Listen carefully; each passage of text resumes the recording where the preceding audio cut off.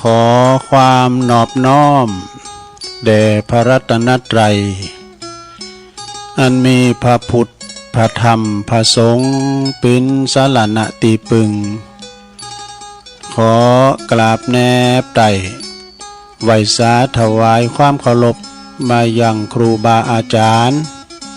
พระมหาเถรานุเถระตันเจ้าคณะพระสังฆาธิการเนาะพระภิกษุสามเณรเจ้าจูโตนจูองค์กูวัดวาอารามพร้อมตึงสำนักติภักสงฆ์ด้วยเนาะเจริญปอนมายังบรรดาปออกไม่ออกศรัทธาตันสาธุชนนักศีลนักบุญคุณดีทั้งหลายเนาะปอหลงแม่หลงปอลุงแม่ป่าตั้งปีป่าหน้าเอาอาศรัทธาตีนจ้องห้องวัดได้เปิดวิทยุฟังกันอยู่ตั้งบ้านตั้งจองตั้งหอตั้งเฮินกันในเวลานี้เนาะเวลานี้ก็เป็นเวลาดีบ่าย3 โมงปลายมาสักน้อยก็มาฟังรายการสารธรรมยามบ่ายซึ่งก็ดำเนินรายการบริหารเวลารับผิดชอบโดยต้นตัวแห่งอาตมาภาพเก่ากระผมตุลุงนันชัยวัฒนาคเสโนแห่งวัดพระธาตุดอยน้อยตำบลดอยหล่ออำเภอดอยหล่อจังหวัดเชียงใหม่มาปบมาปักกับปออกศรัทธาอยู่วันจันทร์และก็วันอังคารเน้อศรัทธาญาติโยมทั้งหลายก่อนนำสาระอันเป็นประโยชน์พองนะแต่พองลินพองหรือว่าคุณคว้าเนาะทำการบ้านเอาทำบรรยายพองทำมรดกทำสาธาวพองนี่นะเอามาเทศนาอีแม่เขาอีปอเขาแก่งอมแก่เงาปอลงแม่ลงติมได้ไปไหนเนาะงอมไม่นะเนาะงอมอกงอมใจก็ฟังน้ำฟังทำไปจะน่าเนื้อลงเด้อเอาน้ำทำคำสอนปิ้นตีต่างตีหมั่นเนาะศรัทธาเนาะเนี่ยก็ฟังกันไปแต่ละตนแต่ละองค์นั้นเปิดก็มีธรรมะมามาจ้าตั้งแต่เมื่อคำยามคืนตี 2 ตี 3มาแล้วโพดมาแผ่ว6 โมง 7 โมงเพื่อต่อจากนั้นก็บ่าย 3มาแถมเนี่ยบ่าย 3ไปก็5 โมง6 โมงไปแถมเนี่ยเนาะถึงงาน10 โมงเมื่อคืนซะนะเนาะฟังกันไปเด้อนะก็ครูบาอาจารย์ก็มากันหลายสำนักหลายวัดหลายว่าตึงละปูนเจงใหม่ตึงเวงป่าเป่ากับลำปางก็ฟังกันไปนะภาคบันเทิงเพิ่นก็มีดูพอหน่อยพอนานพอจานลำวัดเพิ่นก็มาจัดรายการดูลงนานเขาแล้วก็ตังพอหน่อยทองคำเขานี่หนุ่มผาจอกับลังเราเขากันไปจัดรายการเพลงพองนะมันอันนี้ก็พักสังพักบันเทิงพองกันนะช่วงเจ้าก็ออนไลน์จากปูนบุญยาวาดเนาะลุงโบเขากันนะได้ก็มวนเหมือนกันเด้อเพิ่นก็หับสายหนาไม่กันนี่นะขอฟังเพลงกันอันนี้แบบบักเก่าโบราณเนาะก่อนนั้นเราฟังเพื่อนชาวบ้านเนาะสมัยแต่ก่อนนะฟังรายการเพลงเพื่อนชาวบ้านพองกาแล้วก็เขียนจดหมายขอฟังเพลงกันก่อนอื่นเนี่ยก็ขอแจ้งไปทางอันนี้กันเนอสถานีวิทยุคืนบุญต่างๆที่เปิดหับสัญญาณรายการธรรมะช่วงเวลา 15-17 นาฬิกาขอบคุณสถานีวิทยุทำขึ้นธรรมะของชุมชนวัดห้วยตองซักเนอ FM 98.75 เมกะเฮิรตซ์อำเภอจอมทองนะขอบคุณสถานีวิทยุคณะสงฆ์อำเภอฝางจังหวัดเชียงใหม่ FM 100.25 เมกะเฮิรตซ์เนอพี่น้องตังไม่อายชัยปราการฝางฟังกันไปขอบคุณสถานีวิทยุคลื่นธรรมะคลื่นพระพุทธศาสนาการศึกษาและวัฒนธรรม FM 104.50 เมกะเฮิรตซ์วัดไฟหินเนอองค์ขลงในเมืองขอบคุณสถานีวิทยุมนเสียงธรรมวัดบุผารามอำเภอแม่แจ่ม FM 106.25 เมกะเฮิรตซ์เนอแล้วก็ขอบคุณสถานีวิทยุบ้านทุ่งเรดิโอ FM 89.50 เมกะเฮิรตซ์อำเภอสันป่าตองนี่อันนี้เป็นคืนบุญเนอศรัทธาญาติโยมทั้งหลายที่เราได้ฟังกันถ้าเปิ้นบ่ลิงสัญญาณเปิ้นก็กล้องสัญญาณไปตุเจ้าพันนายจะอูดีปานได้ก็ตามเตน้ำเตทำมนต์บันได้ก็ตามมันดึงพดผิวเนาะตึกเกที่ห้องสี่เหลี่ยมเนี่ยเนื้อศรัทธาเนาะฉะนั้นก็ฟังกันไป ช่วงเวลาตั้งแต่ตี 3นะก็เดียวก็ใต้ครึ่งแรกนี่ก็จะประกาศข่าวสารงานบุญสักเล็กสักน้อยก็ช่วงนี้ก็เป็นงานบุญงานกุศลก็มีอยู่ซะนะเนาะก็ว่ากันไปวันนี้ตุลุงก็น้อมนำอภิธรรมเทศนาเด้อแบบธรรมบรรยายธรรมเที่ยงแท้นี่เป็นธรรมบรรยายเด้อยาวเหมือนกันเด้อในใจความธรรมผูกนี่เปิ้นก็อู่ถึงว่าความประมาทและความบาปประมาทนี่นะปะมาโตมัจจุโนปะทังก็เดี๋ยวก็ลองฟังโอ้เข้าใจเนอะชะดาเนาะฟังกันไปเฮาอู่กันไปนะทำมันบรรยายนี่อย่างเฮาอู่กันนะโตเนี่ยก็โตนายมเตทำได้อู่กันบอมๆคุณเฒ่าพูดนะก็เพิ่นว่าประกบเพิ่นเตอยู่หั่นรู้เนาะก็เยี่ยมเยินเสียงน้ำเดียวขึ้นว่าอันนั้นหมดวันนี้ต้องขอเจริญพรขอบคุณกับแม่ครูธัญญาทองอิ่มเด้อจากจังหวัดเชียงใหม่ปิ้นเจ้าภาพเจ้าศรัทธาในการเตดแล้วก็ขออุทิศบุญกุศลในวันนี้ไปหายังบรรพบุรุษจะเป็นครูบาอาจารย์ว่าวันครูนะแม่ครูธัญญาเปิ้นก็ขออุทิศแผ่กุศลไปยังปอครูแม่ครูก้านี่ที่เปิ้นเคยสั่งเคยสอนเนาะแล้วก็ที่เปิ้นลุ่มหายแต่จากไปก็ขอบุญกุศลไปหอดไปถึงตึงตันเปิ้นเด้อนะแล้วก็ขอบุญกุศลที่แม่ครูได้พิ้นเจ้าภาพวันนี้ก็จงสะท้อนย้อนไปหาแม่ครูธัญญาทองอิ่มคือแม่ครูในมีสุขภาพพลานามัยสมบูรณ์แข็งแรงเด้ออยู่ดีมีสุขหมั่นกินหมั่นต้านกันตลอดไปตอนนี้ไปตุลุงก็จะว่าธรรมกันเด้ออันนี้เป็นธรรมบรรยายซะได้เนาะต่างนาโมไว้กันเด้อเป็นธรรมแบบว่าอันนี้หมายความว่าเปิ้นมันยาวนะถ้ามันจะเลยเวลาตุลุงจะพักขึงแล้วก็คำเดียวช่วงที่ 2ก็ต่อได้ไหมนะ มันยาวนะซะได้เนอะตึกไหนก็ตึกหันแล้วก็ทีนี้เราก็มาว่ากันต่อในช่วงที่ 2สุดท้ายทำกรรมหนึ่งนะเนาะต่างนะโมก่อนนะโมตัสสะภะคะวะโตอะระหะโตสัมมาสัมพุทธัสสะนะโมตัสสะภะคะวะโตอะระหะโตสัมมาสัมพุทธัสสะนะโมตัสสะภะคะวะโตอะระหะโตสัมมาสัมพุทธัสสะอัปปมาโทอมตังปะทังปมาโทมัจจุโนปะทังอัปปมัตตานะมียันติเยปมัตตายถามัตตาติก่อนณโอกาสบัดนี้ตุลุงก็จักได้น้อมนำเอาพระธรรมเทศนามาแสดงธรรมเทศนาเลิงธรรมเที่ยงแท้เปิดตอบสนองตามความประสงค์ของตันเจ้าภาพพร้อมด้วยญาติสนิทมิตรสหายและก็พี่น้องบ้านไก่บ้านไก่ได้พร้อมอกพร้อมใจกันเป็นสมานฉันท์สามัคคีธรรมบำเพ็ญกุศลเพื่ออุทิศบุญกุศลไปหายังเหล่าบรรดาครูบาอาจารย์ต่างหลายที่เปิ้นเคยสั่งสอนเนาะเป็นครูเป็นบาเป็นแม่พิมพ์พอพิมพ์ของชาติที่เปิดในลุ่มหายแต่จากไป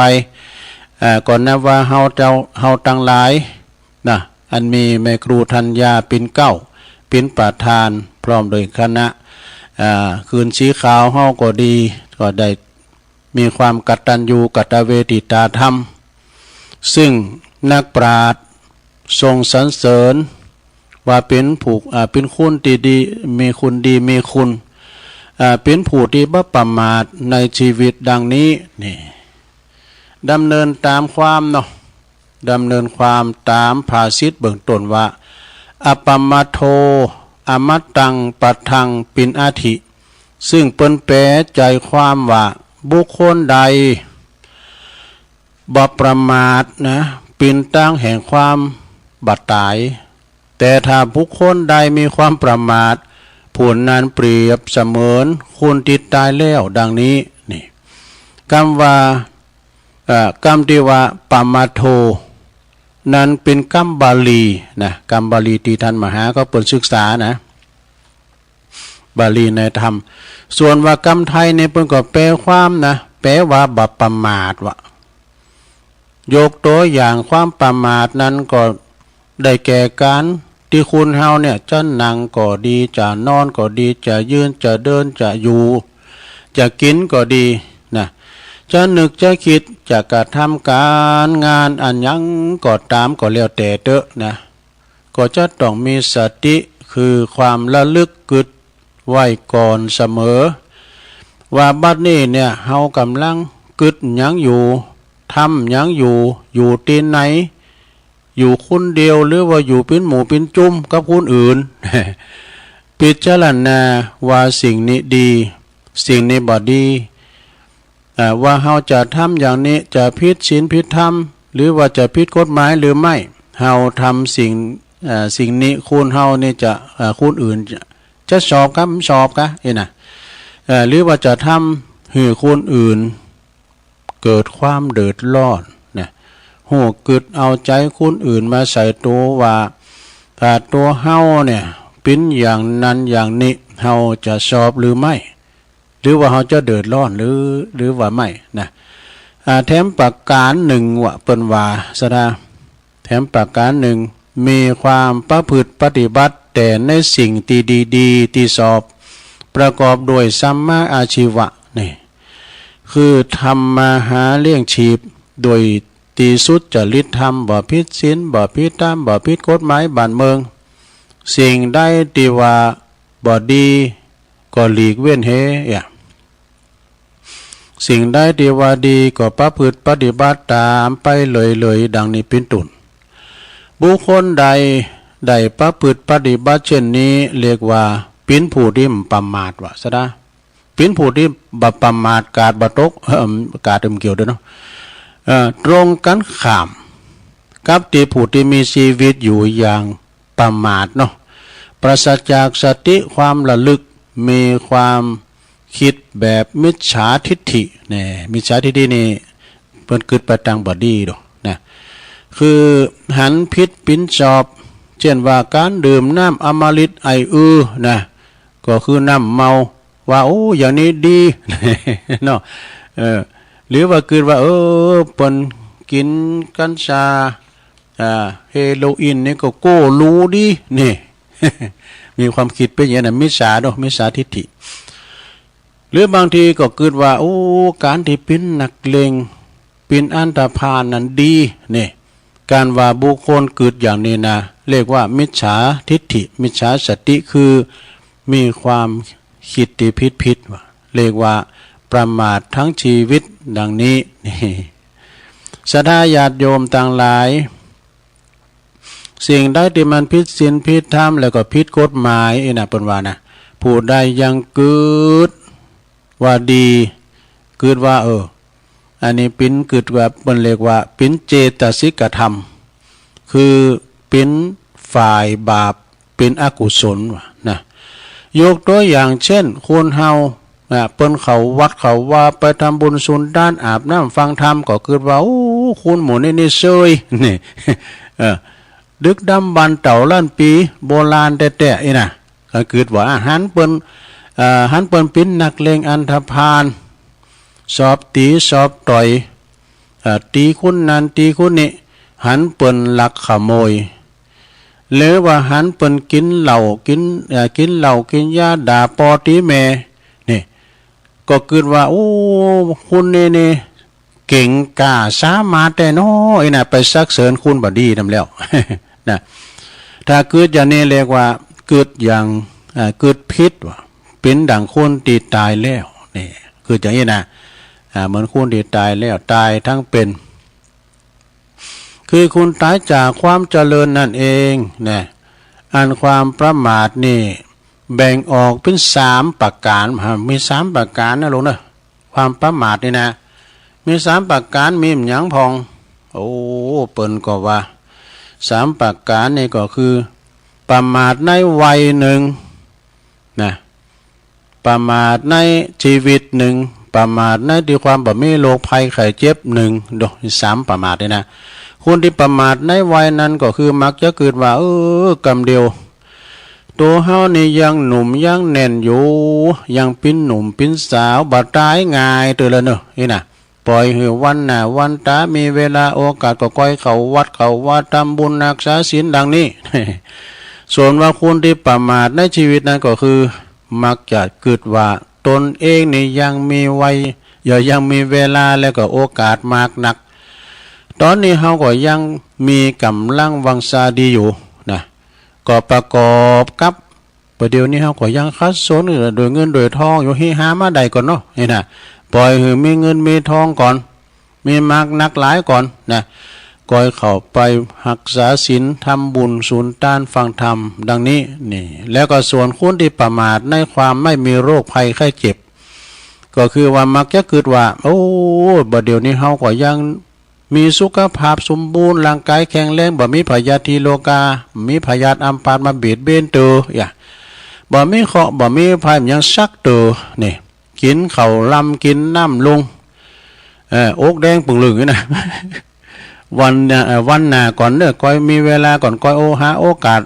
ไปทำบุญมากนักนี่นะแถมปากกาหนึ่งบัดเดี๋ยวนี้เฮาก็กำลังกำลังหา เงินคำกำเกี่ยวก็ยังมีใจเหลือจ่ายตัวนะปล่อยวันหน้าวันตาก่อนวันหน้าวันตาถ้ามีเงินมีทองพองก่อนก็ก้อยไปทำบุญสุนตันรักษาศีลเข้าวัดเข้าวาดังนี้นี่เปิ้นอันนี้เปิ้นเรียกว่าประมาทมัวเมาในชีวิตพระท่านว่าอนิจจาวัฏสังขารา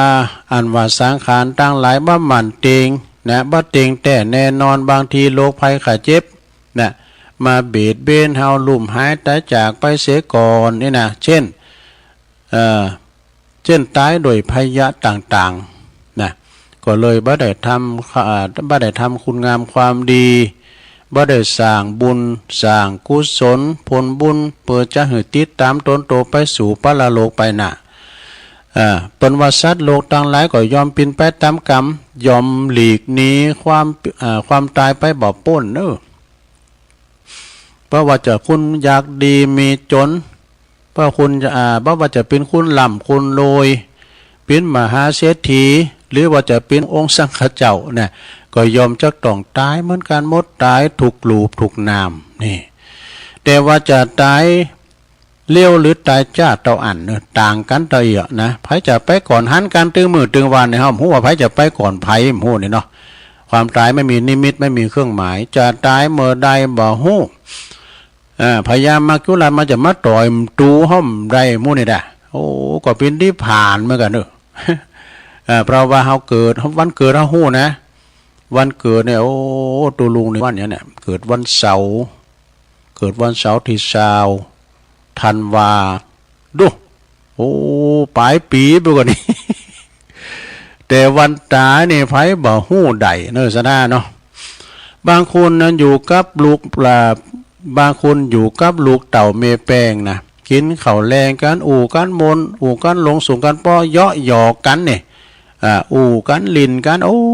มีความสุขลุกมาลุ่งเช้าอนิจจาตายไปให้ก่อนอย่างนี้ก็มีนะสดาญาโยมเนาะบางคนในหันหนามกันหมดเจ้ากลางวันลุ่มหายตายจากไปก็มีอันนี้แหละญาติโยมทั้งหลายอันว่าความตายนี่มันบ่มี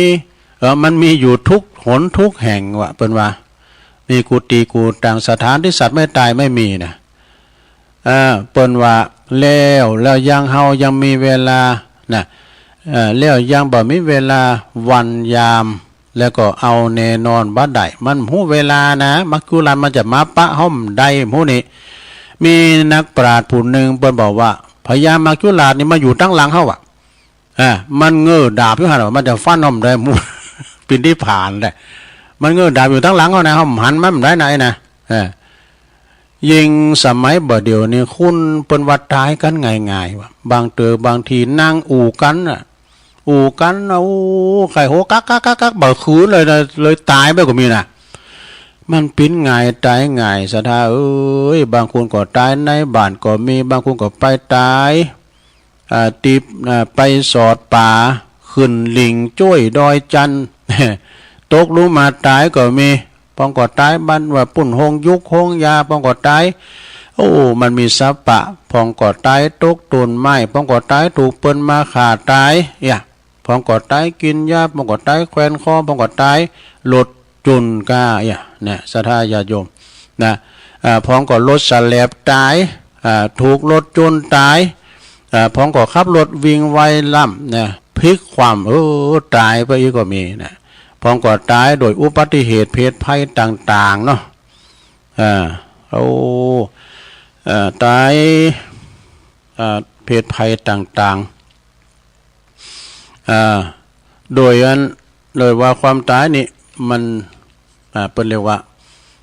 มันจะตายมากมายหลายอย่างหลายประการนะบ่อาจที่จะมากล่าวในที่นี้เสียงใดว่าเปิดว่านะตุลุงก็กันเรื่องตายไปมาอยู่ในกรรมเขานี่ตุลุงจัดรายการเปิดอาหารเลยก็เปิดไปแล้ว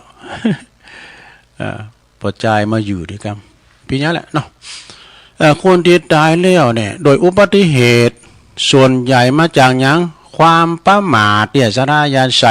มองใกล้น่ะมันความประมาทนะขาดสติสัมปชัญญะเนี่ยความระลึกนึกคิดส่วนใหญ่เป็นส่วนใหญ่เนี่ยมันบ่กึดมันหมายความว่าท่าทายนี่นะเนาะมีความประมาทอันนี้แหละญาติโยมทั้งหลายคุณเฮานี่นอกจากจะประมาทอย่างที่กล่าวมาแล้วนั้นนี่ยังซ้ำเพิ่มความประมาทไปแถมเพิ่มหยังใส่เนาะเติมแถมเข้าไปแถมใส่น้ำอมฤตเข้าไปน้ำอย่างวานนะเข้าไปนะบางทีก็เสพกัญชายาฝิ่นเข้าไปก็หือมันเสียสติไปนะทำให้เสียสติขาดความยั้งคิดพิจารณาก็เลยเป็นบ่อเกิดแห่งภัยพิบัตินี่นำมาซึ่งหายนะคือต่างสิบหายล่ะสาระกันว่าบ่ตายเพิ่นก็ว่ากลางเหลือง ดังที่พิ้นข่าวที่เฮาฮู้กันได้ฮู้กันมาอยู่เสมอเนาะอันนี้แหละสัทธาญาติโยมทั้งหลายความประมาทนี่พระท่านว่าเป็นทางแห่งความตายเนอะสัทธาเนอะผู้ไม่ประมาทนั้นได้ชื่อว่าผู้ไม่ตายดังนี้นี่คุณติโมเมาประมาทในชีวิตนะถึงตัวบัดตายก็เปรียบเหมือนว่าเปรียบไว้ว่าดังคนที่ตายแล้วเป็นต้นนะดังคนเหมือนคนที่ตายทั้งเป็นคือคนที่บ่ได้สร้างคุณงามความดีเลยและก็ประโยชน์ให้แก่ส่วนรวมนะให้แก่สังคมและก็ตนเองซ้ำไล่ไปกว่านั้นเนี่ยประมาณนะบางคนนี่ยังประพฤติปฏิบัติตน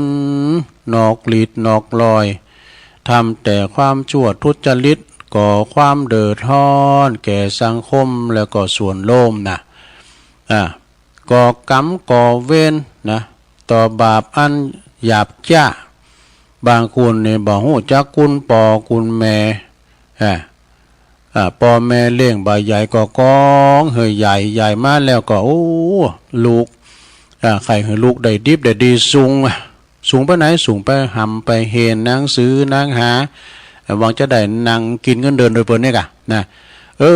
เปิดว่าจะให้ลูกนะเป็นคนดิบคนดีอุตสาหาเงินหาทองมานะบุกบันนักเอาเบาสู่จะกินก็บันนะกินจะใจก็บันนะใจว่าพ่อแม่นะฮิหอมไว้ให้ลูกแล้วเนาะเอาไว้หึมอายเขาหน้ากาเขาไปเห็นพวกนั้นเดี๋ยวนี้อยู่ม้ออย่างแล้วหมูนะแล้วก็ซ้ำว่าเพราะว่าลูกซ้ำหำเพนนี่บ่เอาไหนเลยบ่หัน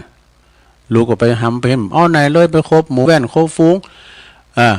พองกว่านี้ห้องเฮนแอวก็มีว่ะเอาเงินเอาทองที่พ่อแม่หามาได้โดยความลำบากนั้นนะเอาไปจ่ายในสิ่งที่บ่ดีเนี่ยพ่อแม่เพิ่นว่าพ่อแม่ก็ไหวอกวางใจเนาะไปโฮงเฮนแถมหน่อยลูกกงคู่นี่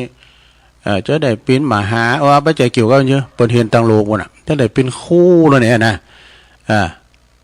เป็นคู่เป็นบ้าแล้วน่ะไปว่าลูกลบนี้แอวไปครูถามกะพวกเธอทำไมไม่มาโรงเรียนกันเธอเขาไปไหนนะอาจารย์ครับผมไปช่วยพ่อขึ้นบารลำไยครับ ไปจุปอจุแม่จุอาจารย์เพราะว่ามันไม่มีคนขึ้นลำไยผมไปขึ้นลำไยให้พ่อให้แม่ครับเนี่ยครูก็เจอ ขึ้นบารลำไยแบบนี้เป็นเรียกว่าคุณประมาทในชีวิตว่ะนะในสิ่งที่บอดีฉะนั้นตันสาธุชนทั้งหลายเฮาเกิดมาหนึ่งจาดเนอะเกิดมาหนึ่งจาดแล้วอย่าได้ประมาทในชีวิตมันพิจารณาอยู่เสมอว่าสิ่งใดที่ดีสิ่งใดที่บดีเลวก็หลีกนี้เว้นจากสิ่งอันเลวร้ายอันที่บดีทั้งหลายนะอันสิ่งใดที่มันพิษกองศีลกองธรรมนะพิษจากจารีตประเวณีประเพณีอันดีงามของเฮาแล้วก็ประพฤติปฏิบัติแต่ในสิ่งที่ดีๆนะสิ่งที่เป็นประโยชน์อันจะนำความสุขความเจริญมาสู่ตนเองแล้วก็ส่วนรวมเช่นช่วยเหลือเปิ้นมนุษย์ลมจาดเนี่ยที่เปิ้นตกตุกได้ยากคุณตุกเลยเฮาในมีจัดหลายนะสระเนาะบางพร้อมก็ตุกกับมีกินมีเข้าวกับตกต้องนี่นะเสาะว่าหากินพร้อมก็ตุกกับเงินกับทองนี่มันมีหลายตุกเนาะตุก108พร้อมก็ตุกยากไล่เข็นใจนะแล้วก็ดำลงชีวิตเป็นว่าแล้วก็ดำลงไว้ซึ่งชาติศาสนาพระมหากษัตริย์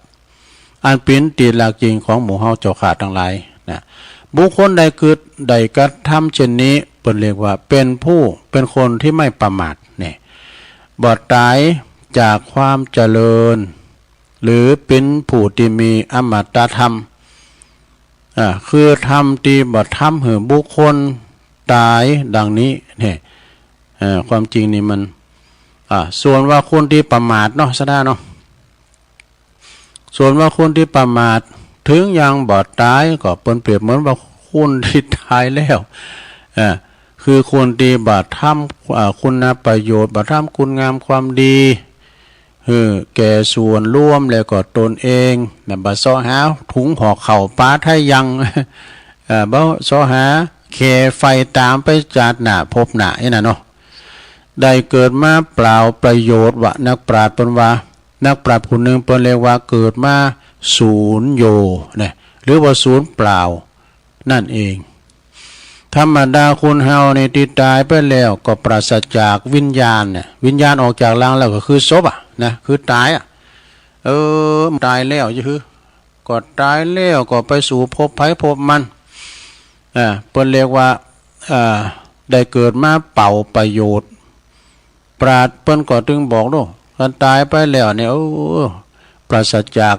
เวลาเฮาตายไปแล้วปราศจากวิญญาณแล้วก็ความหูซึกนึกคิดแล้วก็บ่มีประโยชน์อันใดเลยนะยังสู่ตนไม่เนี่ยคุณเฮาดีมันนั้นเปิ้นว่าที่เฮาคุณเฮานี่ตายไปแล้วนี่เปิ้นว่าเปรียบมันมีประโยชน์จะนะอันใดนะคุณเฮานี่เนี่ยบัดตายแต่ชีวิตเฮามีกาเนาะมีกามีศีลกับไผว่าเอาตัวซื้อชีวิตตัวให้2 ล้านได้โทรไปเอาให้มันได้200เฮาก็เมาเนาะเพราะว่าเฮาจะได้ใจ ชีวิตเรามีประโยชน์นะเนาะแต่ว่าเวลาตายไปแล้วมีประโยชน์สู่ตุ่นไม้บ่ได้ว่าเพิ่นว่าสู่สัตว์และตุ่นไม้บ่ได้ว่าอันว่าตุ่นไม้ที่ตายแล้วนะก็ตามแพะตามป่านั่นเนี่ยเปิ้นก็เอามามีเป็นประโยชน์ต่อคุณมากมายเช่นไม้ตายแห้งไม้ตายค้านเอามาแป้งโหล1เข้าเอามาเป็นก่อเชื้อเพลิงทำหุงหาอาหารเนี่ยหรือว่าจะนำไปแปลงหอแปลงเฮิรนก็ได้นะไม่ตุนใหญ่ตุนโลงนี่นะจาล่วงสุดนี่ยังไปแปลงกันน้ำบวยก็ได้วะดู กันน้ำบวยกินน่ะตักกินน้ำแล้วอันหูจักกันน้ำบวยเนาะส่วนว่าคนเนาะนะซะนะส่วนว่าคนตีตายไปส่วนในว่าสัตว์และคนที่ตายไปก็คือบ่มีอยู่ร่วมกันนะสัตว์ที่ตายแล้วก็ยังประโยชน์กับคุณเฮาอยู่ เช่นโง่ควายจ้างมานี่ศรัทธาญาติโยมมันยังยาวอยู่นะตุลุงจะเอาตึกนี่ก่อนโง่ควายตั้งมานี่ก่อนเนาะเพราะมันยังยาวอยู่นะ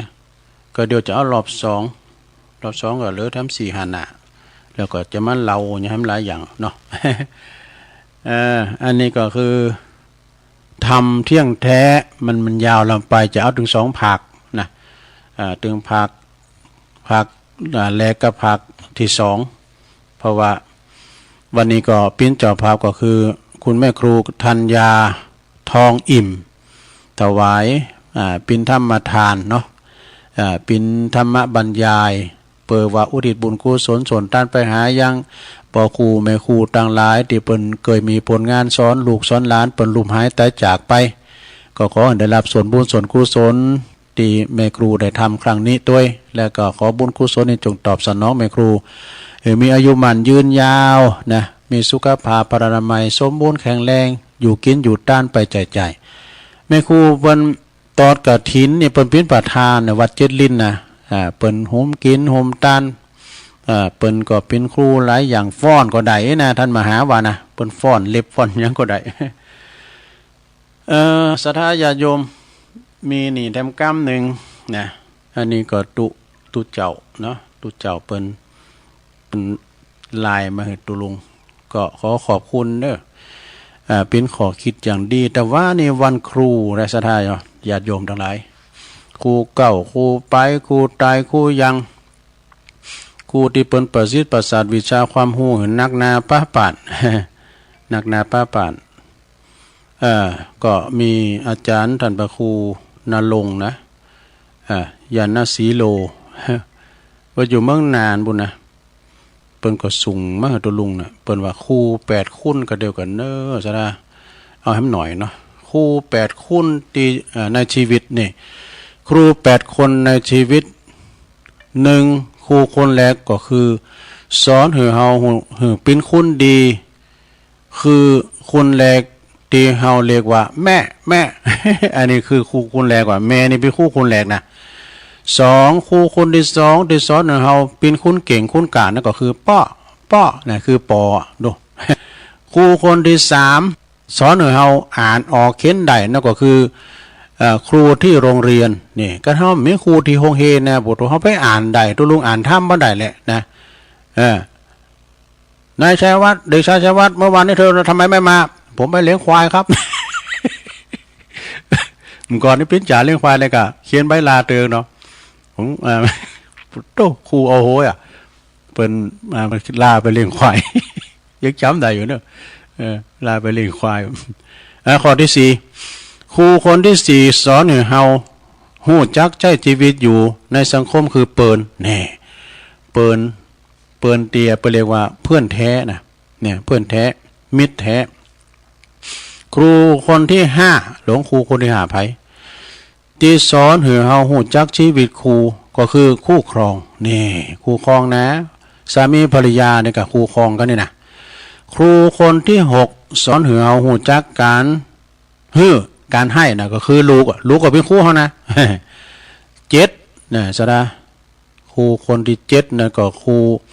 คือสอนให้เฮาฮู้จักคำว่าอภัยคือศัตรูเนี่ยศัตรูเนี่ยมันมักมันหมูหรอ มันหมูสัตว์มักใส่ตัวอ่ะแล้วเฮาอภัยมาเนี่ยนะไปครูเฮามันก็นะ8ข้อที่8ครู8 คน8ในสุดท้ายครูคนสุดท้ายคือสอนให้เราเรียนรู้ชีวิตคือตัวเราเองนี่อันนี้ความขวัญของหลวงปู่แหวนสุจินโนกันนะอาจารย์พระครูณรงค์เปิ้นสูงมหาตุลุงนะขอบคุณเด้อไว้สาบารมีอาจารย์นะอาจารย์ณรงค์ยานสีโลอาจารย์พระครูอภิวัฒนวิกรมเปิ้นก่อที่แลเปิ้นนิมนต์ตุลุงไปโดยเปิ้นจะไปนอนปุ้นที่เหล่าปัตตานวัดเหล่าปัตตานบุญนะอำเภอแม่แจ่มเปิ้นจะมีการแห่พระเจ้าตอกสารแล้วเปิ้นจะไปนอนพุธวันที่18เนาะตุลุงก็เลยเขียนไปว่าโอ้ตุลุงติดงานเข้ากรรมเอกะเข้ากรรมที่วัดธรรมวัดวิมลมังคลารามเปิ้นก็เป็นหยังเปิ้นก็เลยอันก็ตุลุงผูกกดแตนผมมันกำเด้อ พวกนี้ตอนบ่ายสามก็ยังจะมาอยู่เนอะสะดาเนาะสนองงานครูบาอาจารย์เนาะที่จริงก็จะเสียดายนะใครไปอยู่ด้วยเปิ้นบนเตียนเราปัตตานโอ้เปิ้นปิ้นกันดีเนอะพระอาจารย์พระครูปลัดบดินทร์ศิลสังวโรอาจารย์เบิ้มนะครูบาอาจารย์นักเรียนมาหมดอะสะดาเปิ้นแห่พระเจ้าตอกสารเดี๋ยวได้ประกาศของกันก่อนอันนี้ก็มีนิกรชายน้อยนี่อันนี้ก็ตักมาตั้งลายเนอะตักมาตั้งลายยมมนฤดีจากพุทธนิมิตเนอะยมนิกรชายน้อยนี่เปิ้นไปแจกของดูแจกของปูนถิ่นธุรกันดารบุญนะโฟวินเดมอนเปิ้นไปนะเปิ้นโจไปเมื่อก็แลตุลุมได้ไปในนามของครูบาวัดดอยหลังถ้ำนะในเมตตาถ้ำครูบาเจ้าพระอธิการสมคิดปัญญาวชิโลปนไปกูปีถิ่นธุรกันดารไปแป้งห้องน้ำป้องกาแป้งยากาดีธุรกันดารน่ะโทไปแจกแพรวอไปตานแพรวเคืองเสียงบุญนะวัดมณฑาทิพย์นี่ก็ตักมาตั้งหลายกลุ่มเทพารักษ์เพื่อนพ้องน้องพี่ว2ว8สกายชมรมสกาย80นะโยมนวลนิจเจ้าวชาติโอ้แม่จงดีเชื้อกันทาจากเมืองฟางเนอะเจริญพรเลยพี่น้องจากเมืองฟางแม่จงดีนะคุณหมออินทรแม่จงดีเชื้อกันทาเนาะแม่เดือนเพ็ญทิมวางฟังอยู่เนอจากหนองห้าน้ำบ่อหลวงเจริญปอนเนอแม่ครูธัญญาโอ้เพิ่นเกิดวันเสาร์เหมือนกันน่ะเกิดวันเสาร์คงเกิดวันเสาร์ในเจ้าหมูนักนะเปิ้นว่ามีเจ้าหมูนัก เป็นคนเกิดวันเสาร์บ่ท่ากรรมส่วนบริวารมวลมากมายชื่นสู้เนี่ยบริวารญาติมิตรมีนักเนาะคุณแม่ยายจันจากเวียงท่าการเจริญปอนแม่เด้อประพันธ์กันทิยะแล้วก็โยมปีน้อยยุพินหอมาลาจากบ้านแม่หยวกโดยเนออันนี้เปิ้นตักมากันตั้งหลายเนาะก็ขอประกาศข่าวสารงานบุญกันเนอศรัทธาญาติโยมทั้งหลายนะบัดเจ้านี่ก็เจริญปอนแม่ครูแม่ครูลาวันกุยคำก็ฝากประกาศงานพระราชทานเพลิงศพด้วยนะเชิญรวมงานทำบุญพิธีอันนี้เดี๋ยวตั้งพี่วันที่8ถึง12กุมภาเนาะแม่ครูลาวันก็ดีแม่ครูทองคำที่วงคำก็ดีเปิ้นก็ขอเชิญเนอะพร้อมด้วยคณะศรัทธาหลวงหลายเชิญรวมงานพระราชทานเพลิงศพนะครูบาอาจารย์เนอะนี่พระครูปัญญาทิมุตว่านี่ไผไข่หูจักพระครูปัญญาทิมุตไผไข่หูจักกันว่าครูบาเป่งนี่นะอาคาปัญ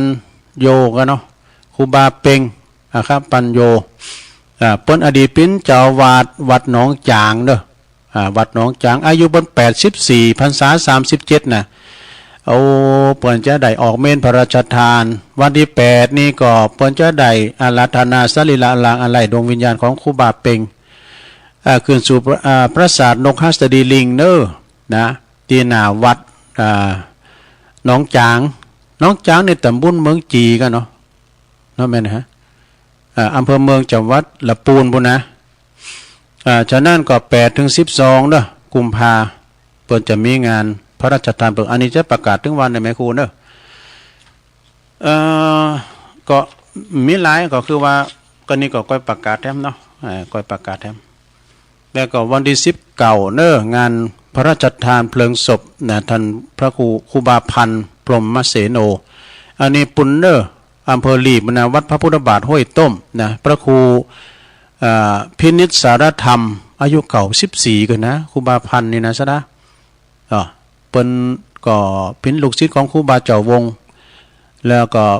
เปิ้นก็สืบสานต่อครูบาเจ้าวงครูบาวงจนว่าเปิ้นได้อายุ94ปีนะ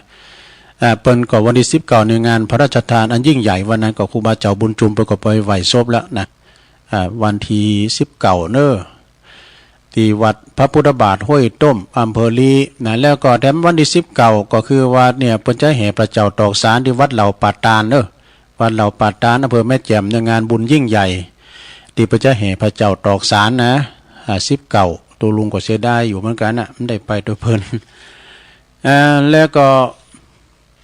ตีปุนก็ดำเนินการแล้วเนอะเปิ้นเขากำนะที่วัดแม่ห้องไคร้ในเมตตาธรรมอาจารย์พระครูชลทานพิทักษ์ครูบาแดงเปิ้นเขาตั้งแต่ตะว่ามาละ16ถึง2221กะ11ถึง2116ถึง21กันเนาะ อาจารย์มหาสมชาติเปิ้นก็ไปช่วยงานปุ่นนะก็ไปกินแป้ตานกันไปซาข้าวตอนเจ้าเนาะใส่บาตรตอนเจ้าเมื่อคืนก็ไปฟังเทศฟังธรรมกันนะแล้วก็ที่นี่ทำเนาะที่วัดธรรมวิมลธรรมวัดวิมลมังคลารามเปิ้นก็จะเริ่มวันเนี้ยนะเริ่มกันว่าเนี่ยวันที่17ถึง22เด้อก็พี่น้องละแวกไก่เคียงเนาะก็ไปซาเขากำกันเมื่อคืนก็ไปฟังธรรมกันนะในเมตตาธรรมพระครูวิรุณสุตตการเจ้าคณะตำบลนครเจดีย์เขต1เนาะเป็นเก้าเป็นประธานตุปิสิทธิ์เขาประหลงวงเขาเนี่ยนะตุลุงออกรายการแล้วก็เจ้าหือร้านมาหับนะก็จะไป5 โมงพุ่นเนาะตุปิสิทธิ์ว่าจองตู่พุ่นไหนนะปืนก้อมลำไยบ่ แล้วก็วันที่21ก็ที่วัดมงคลวารีเพิ่นจะยกจอฝ่าจอฝ่าวิหารนะวัดมงคลวารีหนองหายในเมตตาธรรมอาจารย์วุฒิประภาโสครูบากรรมนะครูบากรรมในวันที่21นะเวลา9 โมงเป็นต้นไปพระจะไปเปิดโฮงตาลพระจะไปโลมปิ้นเจ้าภาพสังกัมยังไงนะไปผูกแพรคุมไปหอยพงมาลัยปูจ้าพงมาลัยก็ดีก็เจิญกันได้เนอะที่วัดมงคลวารีนะวันที่21เนาะข่าวสารงานบุญก็มีหลายอยู่นะสาราญาติโยมทั้งหลายแต่ตุลุงก็ลืมไปพองเอากุมภาเนี่ยเอาไว้เตือนหน้าเนาะเอาไว้เตือนหน้าอันนี้ก็เป็นข่าวสารงานบุญเนาะที่เปิ้นฝากประกาศมาเนอะสาราประกาศข่าวสารงานบุญนี่ก็คือเป็นการกระตุ้นนะกระตุ้นว่าพี่น้องเปิ้นก็จะฮู้เนาะเปิ้นก็จะไปกินแป้ตานนี่กะนะตอนนี้ตุลุงก็อ่านไล่แล้วเรียบร้อยตอนนี้ไปตุลุงก็จะลองถักทายเปิดสายสักหน่อยเนาะสาราเนาะนะตุลุงเอาปากกาไว้ไหนอ่ะเฮียนี่เอามาหมายไว้นี่ตุลุงจะเปิดสายสักหน่อยถ้าจะโทรมาเด้อตุลุงก็ลืมเหมือนกันนะจะตักไตกันสักหน่อยเนาะถ้าจะแจ้งผลการหลับฟังก็โทรเข้ามา089955หลวงพ่อกรีดกะใช่แล้วไม่ใช่ขึ้นนั้นมันไม่ค่อยนั่นอาจารย์หลวงพ่อกรีดเอาอันนี้เบอร์ใหม่กะแรงหน่อยมั้งตรงผมอยู่นี่มันแค่เขารอบยังดีไม่ได้ไปเลี้ยงควายนะอาจารย์นะครูบอกไปไหนมายังไปเลี้ยงควายอยู่สมัยแต่ก่อนนี่มันมีควายทั้งทุกครัวเรือนอ่ะนะผมก็ทำนะแต่รุ่นนั้นนะแต่ผมไม่ค่อยใกล้เท่าไหร่บ้านไม่ค่อยมีควายอ่ะทางสมุทรสงครามไม่ค่อยมีหรอกมีที่อื่นเดิมอยู่พระสมุทรสงครามเนาะสมุทรสงครามบ้านเกิดผลอยู่นั้นอัมพวาน้ำพวาประมาณ8 โล 4 โล 5 โลแล้วก็บ้านชัยก็ปลายชัยหน่อยสมัยก่อนเดินดูหนังอาจารย์ทางลำตามก็4-5 โลลำตามก็7 โล 8 โลไปชามก็16 โลมั้งแล้วแต่จะไม่ค่อยไปใช้อ่ะครับผมยังแพงอ่ะขอบคุณหลวงพ่อมากๆเลยครับผมราชการครับไหว้สาครับสาธุอันนี้หลวงพ่อกฤษเนอร์ปางโมพุทธยานอุทยานปางโมเนาะเจริญปอนจากนั้นสาจ้าตะลุงแม่สีทอนนะเสียงป้อยแม่สีทอนก็น้องบัวชัยประการเนาะชัดเจนดีเจ้าขนาดอุดมน่ะก็ชัดเจนเนี่ยเนาะใจประการฟังตะลุงตั้งแต่เริ่มแรกแล้วนะผู้ก็มาอยู่เนอะผู้ก็ได้แทนท่านพระครูอภิวัฒนวิกรมผูกกันตอนบ่ายตอนบ่าย3เมกะยินดีเนอะสาธุนี่พระอาจารย์เล่นหลักไปสานิมนต์เลยครับครับมีคติดีเนาะธรรมะวันนี้เป็นธรรมะบรรยายก็ได้คติกันนักหนาป้า ศรัทธาญาติโยมไผเอาไปประพฤติปฏิบัติเกี่ยวกับการประมาทรักษาเด็กนุ่มอยู่ไปเจอมาได้ก็นุ่มอยู่นี่แออยู่เอาเลี้ยวเพื่ออย่าเอาบรรลุละโอคานาโมเอาแล้วโอ้เขาถ้าฟังท่านตอนแรกก็ดีละดูจะไปน่ะมันมาได้อย่างเลี้ยวครับศูนย์โยเนาะวันนี้ครับศูนย์โยเนี่ยเพราะว่าศูนย์โยศูนย์เปล่าเนาะครับไปกำลังใจลุงนะครับโอ้ขอบคุณพระอาจารย์ในหลักเด้อครับครับผมไว้ตาครับอาจารย์ในหลักก็คือนี่อดถาดาฟังในสนาเนอเปิดจะเข้ารายการนะตี8 โมงถึง 10 โมงนะหรือว่า2 ทุ่มถึง 4 ทุ่มนะน้องเบลก็ปิกมาแล้วไปตรวจผลการตรวจสอบน้องเบลว่าดีทุกอย่างโอ้ยินดีเจอเนอะน้องเบลเนอะเปิ้นไปโรงยาวะหมอบอกว่าดีทุกอย่างเปิ้นหนัดไหลเนี่ยเจริญปอนเจ้าไว้สาเจ้าโอ้แม่คันเงินนะใช่กะจบเตี้ยโอ้สุมาเสียงมันแม่คันเงินเนาะใส่กันทาโอ้แม่บุญปันเนาะเจ้าแม่บุญปันสดเตี้ยไปทางใดเดี๋ยวไปงานบุญทางใดพงโอ้ไปนักกะวันที่ดอยเจ้านั่นเนาะกินไปนั่นเนาะกินไปตันไปอย่าอาจารย์เน้นหลักวานนะกะเอาไว้ให้เกินผู้เกินหื้อเกินนะกะขี่มันก็การนโมไปดอยไปนอนดอยได้2-3 คืนมาปวดที่บ้านแม่โบเขียวเขาพุ่นนะพวกเจ้าห่วยสุ่มปล่อยเนาะแล้วคุยกับนู้นเจ้านั่นครูบาเปิ้นเป็นสร้างก้าเจ้าครูบาบุญเป็นไปครูบาบุญเป็นเจ้าวัดทุ่งปูน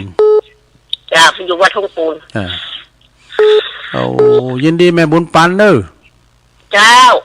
บุญรักษาโทษแม่บุญปันก็มึนนะแกละเนิ่มโทรมาให้พองกันเด้อเจริญปอนนมัสการเจ้าเจ้าลุงโอ้ยายพรก่ะเจ้าล่องบัวแดงสันกำแพงเจียงใหม่ฟังเจ้ามาดีแล้วกะฟังไปติ๊กเนอะฟังไปเลยยินดีเนอะนักษาแบบนี้นั่นน่ะธรรมะธรรมโมก็อ้างกะจางเป็นไหนอยู่บ้านอยู่จ้องกับฟังน้ำฟังทำไปที่เปิ้นฟังก็มีนะ32เจริญปอนครับไปสาครับลุงครับโอ้สายไก่มาแล้วเนอเวียงปากเป่าปลงวินครับชัดเจนเด้อแต่กะฟังเลยสิยังมาจับพอดีเปิดเลยตัวลุงไว้สันขีดาวตุลุงพอให้บอดีเนอะพะลุงเพราะว่าหนาวละเว้ยแต่เมืองฟ้าตัววันหนาวแต่ครับเจ้านี่มันหนาวเจ้านี่กะ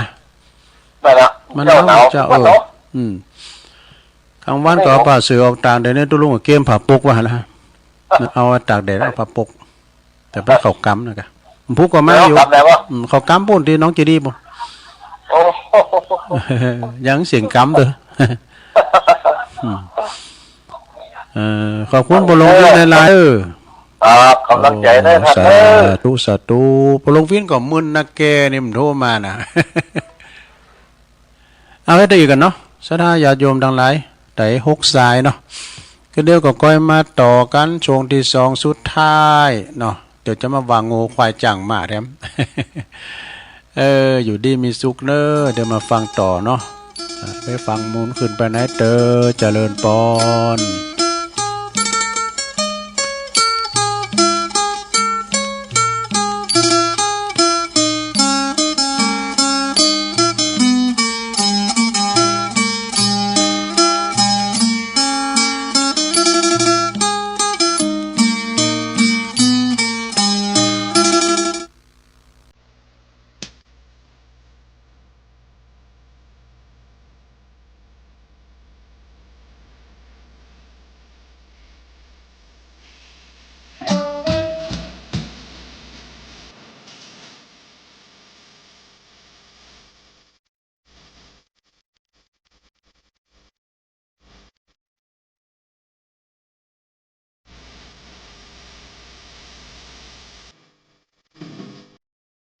ง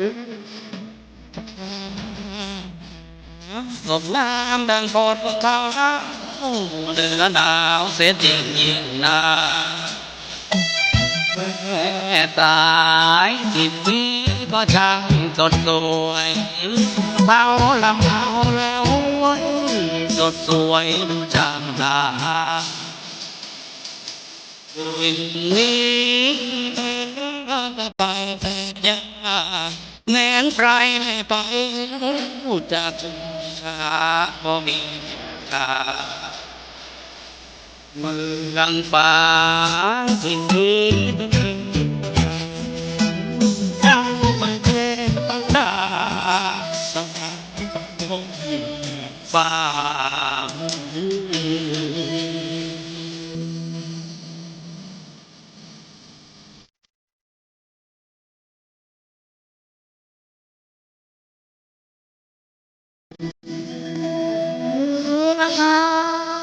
ไม่เอา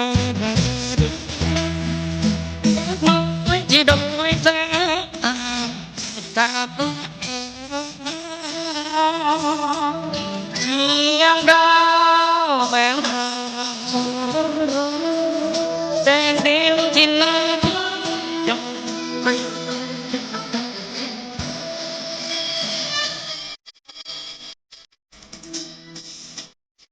แววหนึ่งบอกเคยไปเห็นบ่เจอ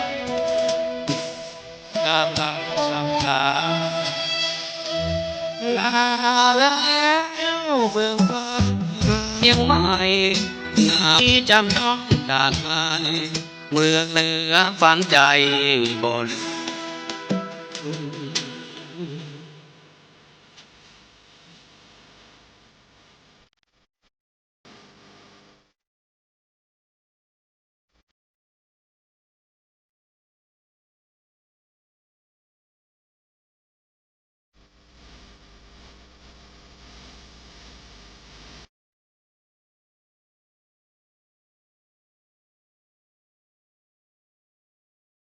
ยังไง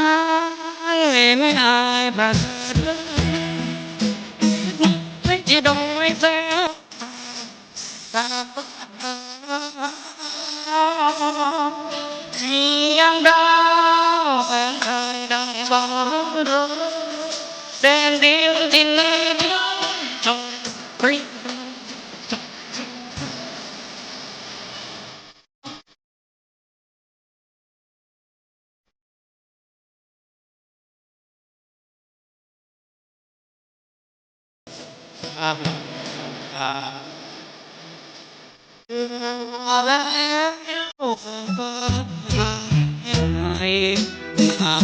จำต้องจากไกล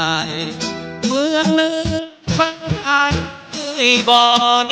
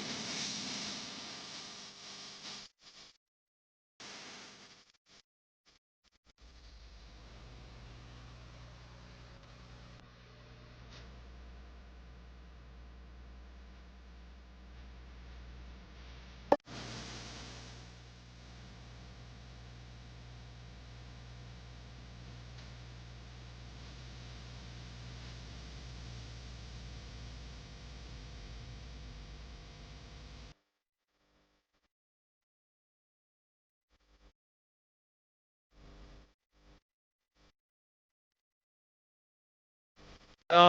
ยแสงสามนะวันจะ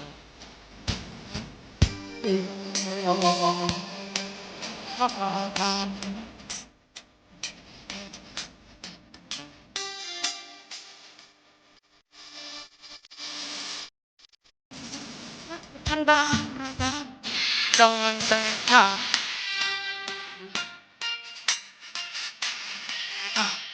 โอ้งา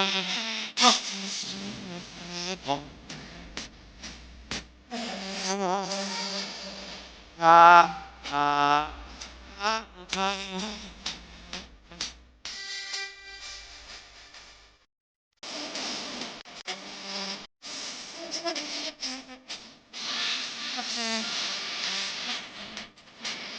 แ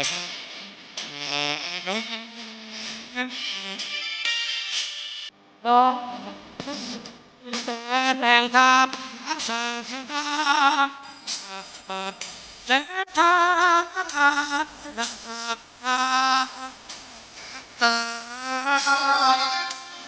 ทุกสาย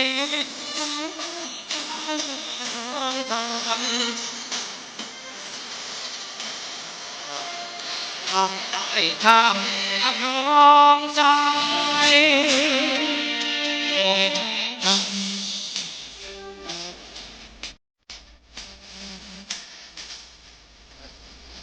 ชาแม้ว่าชีวิตนี้ยังไม่ได้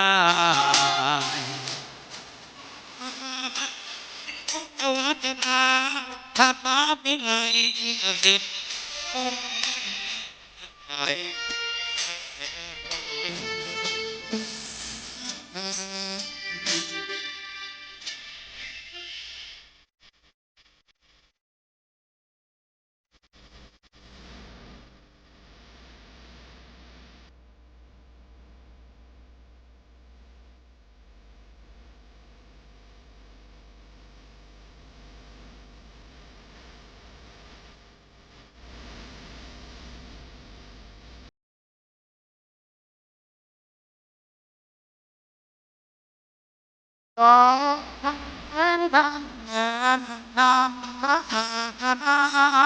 ปฏิบัติแบบ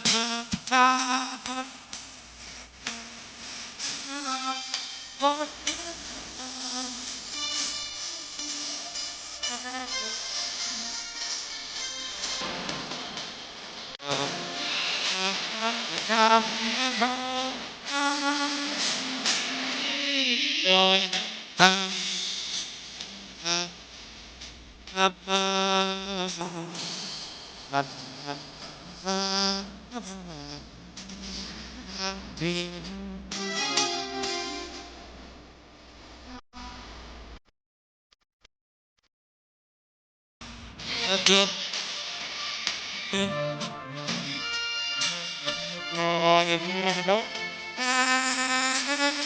ทาง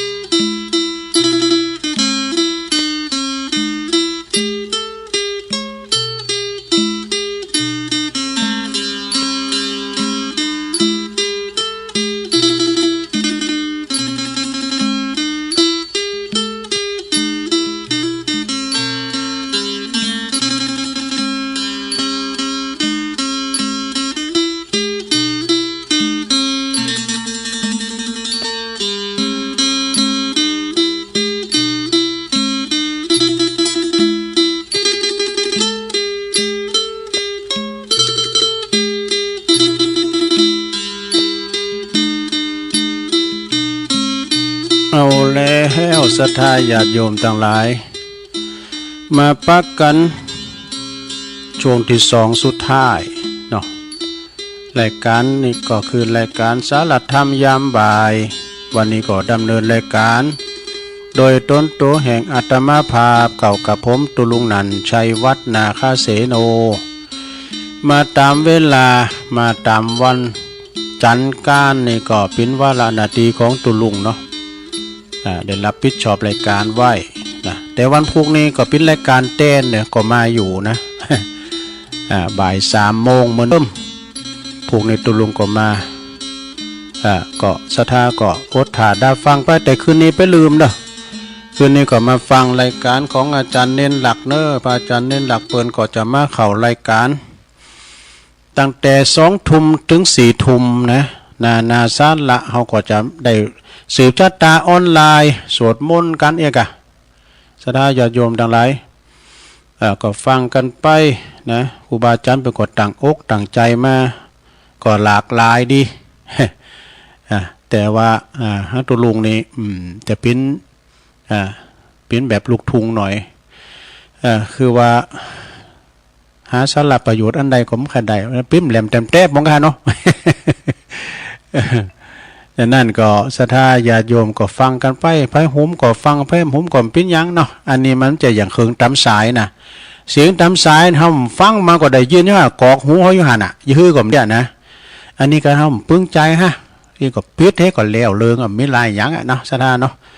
แล้วแต่ไผหุมมันคุณเฮานี่มันสอบมันหุมเหมือนกันนะศรัทธาเนาะฟ้องก็สอบเคืองเสียงฟ้องก็สอบฟังกล้องฟังกองเอกอะฟ้องก็สอบดนตรีฟ้องก็สอบอีกกี้แล้วแต่หลากหลายเนาะศรัทธาเนาะความสุขเกิดขึ้นได้อย่างไรนะคือมันเกิดขึ้นได้อย่างเรียบง่ายศรัทธาถ้าเฮาสามารถพอหันเรื่องดีๆในวันที่แย่ๆเนี่ยก็ส่งรอยยิ้มให้กับความเสียใจบอกฮักกับตัวเองแล้วก็พอใจในสิ่งที่เฮามีเนี่ยก็ความสุขนะตัวเองก็มีความสุขแล้วศรัทธาเนาะสโลแกนของหลวงนั้นยินดีในสิ่งที่ตนมีเอกหลวงนั้นบนหนึ่งวาเนาะชีวิตได้แค่ไหนแปลว่าชีวิตบ้าใดมีแค่ด่านเดียวมีความหาความสมดุลให้กับชีวิตลองลดจังว่าชีวิตเนี่ยเล็งตีเล็งรีบเหือจ้าลุงหน่อยอาจจะทำให้หูซึกสบายใจขึ้นเนี่ยบอกกดดันกับชีวิตมาเกินไปเวลามีเวลาสูดลมหายใจเขาลึกๆนะชื่นชมกับธรรมชาติรอบๆโตเฮาแล้วก็รับหูถึงความหูซึกตัวเองผ่องมีรอยยิ้มกับคนอื่นคนรอบข้างเฮาก็หูซึกได้ถึงความสบายใจนี่ดีมาจากภายในใจของเฮาเองเนี่ยขอบคุณเนอะอันนี้ผู้ที่ทำคนเดิมหรือว่าเมตตาธรรมท่านพระครูพุทธิธรรมสุนทรเนอะวัดเมตตื่นนะประสงค์มาเนาะก็ไปฟังด้วยก็ทำย่ำจบตัวเนก็ลืมไป ทำมอย่ำจบตัวเนโง่ควายจ้างมานะทำของคุณแม่ครูธัญญาทองอิ่มนะเจ้าอ่านมาถึงนี่นะเตดมาถึงนี่เนาะคุณเฮาในเวลาตายไปแล้วหาประโยชน์จะนะบ้าใดซักอย่างเนอเป็นสากเป็นขาบเนาว่าเป็นว่านะเป็นแบบท่อนฟืนนะเป็นแบบท่อนไม้นะตีหาประโยชน์บ้าใดบ่เหมือนงูควายนะเพราะว่าเช่นงูควายจ้างมาเนี่ยการว่าตายแล้วนี่ก็เป็นประโยชน์ได้หลายอย่างเนอะนะ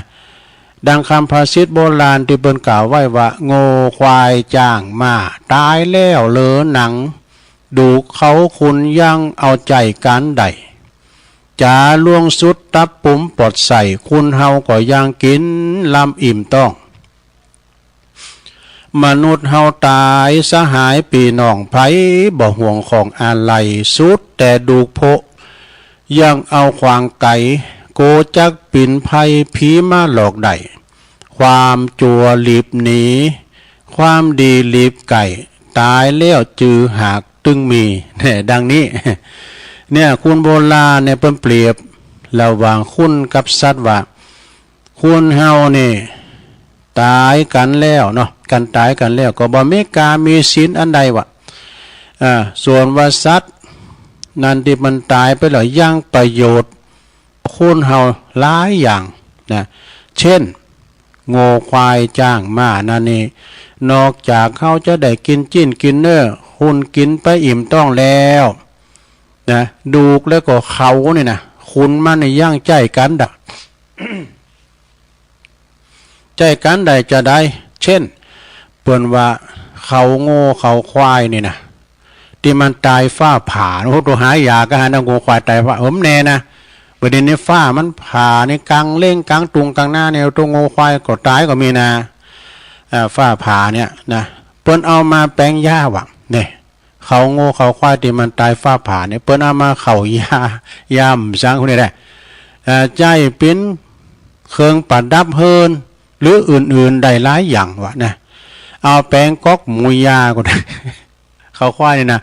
เอาแปลงก๊อกยาสูบกล่องยาสูบแปลงดามมิดดามผ้านี่แปลงตูดแล้วนะเปิ้นปอดตูดก็ได้นะแล้วก็ดูของมันนี่เปิ้นเอาใจได้สารพัดอย่างว่าดูมันนะเช่นเอาแปลงเครื่องใจในเรือน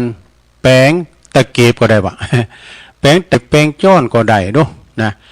บางทีบางแห่งเขาเอาดูกมันนี่นะดูกโง่ดูกควายดูกจ้างดูกม้าเนี่ยนะเขาเอาไป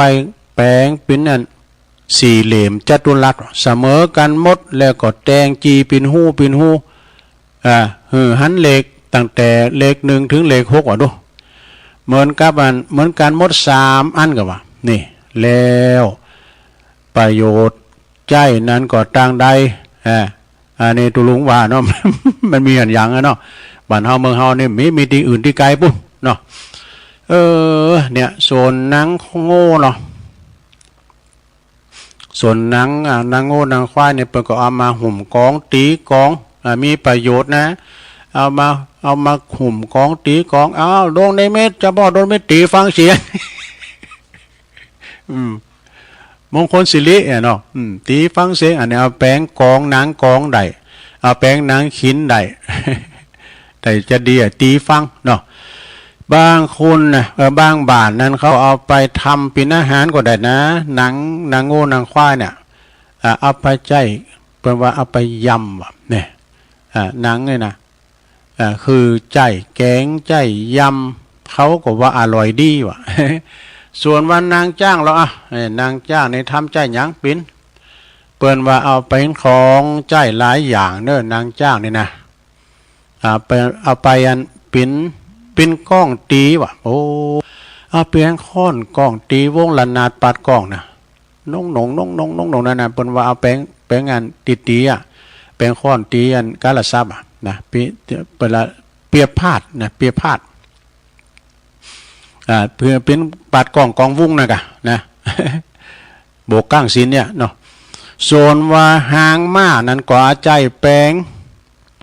ตีเปิ้นว่าแป้งสีสะล้อว่าเตียนเปิ้นนั้นเอาสีสะล้อนั่นเปิ้นเอาหางม้าว่ะสีสะล้อซอซึ่งนะเอาไปสีสะล้อสีซอ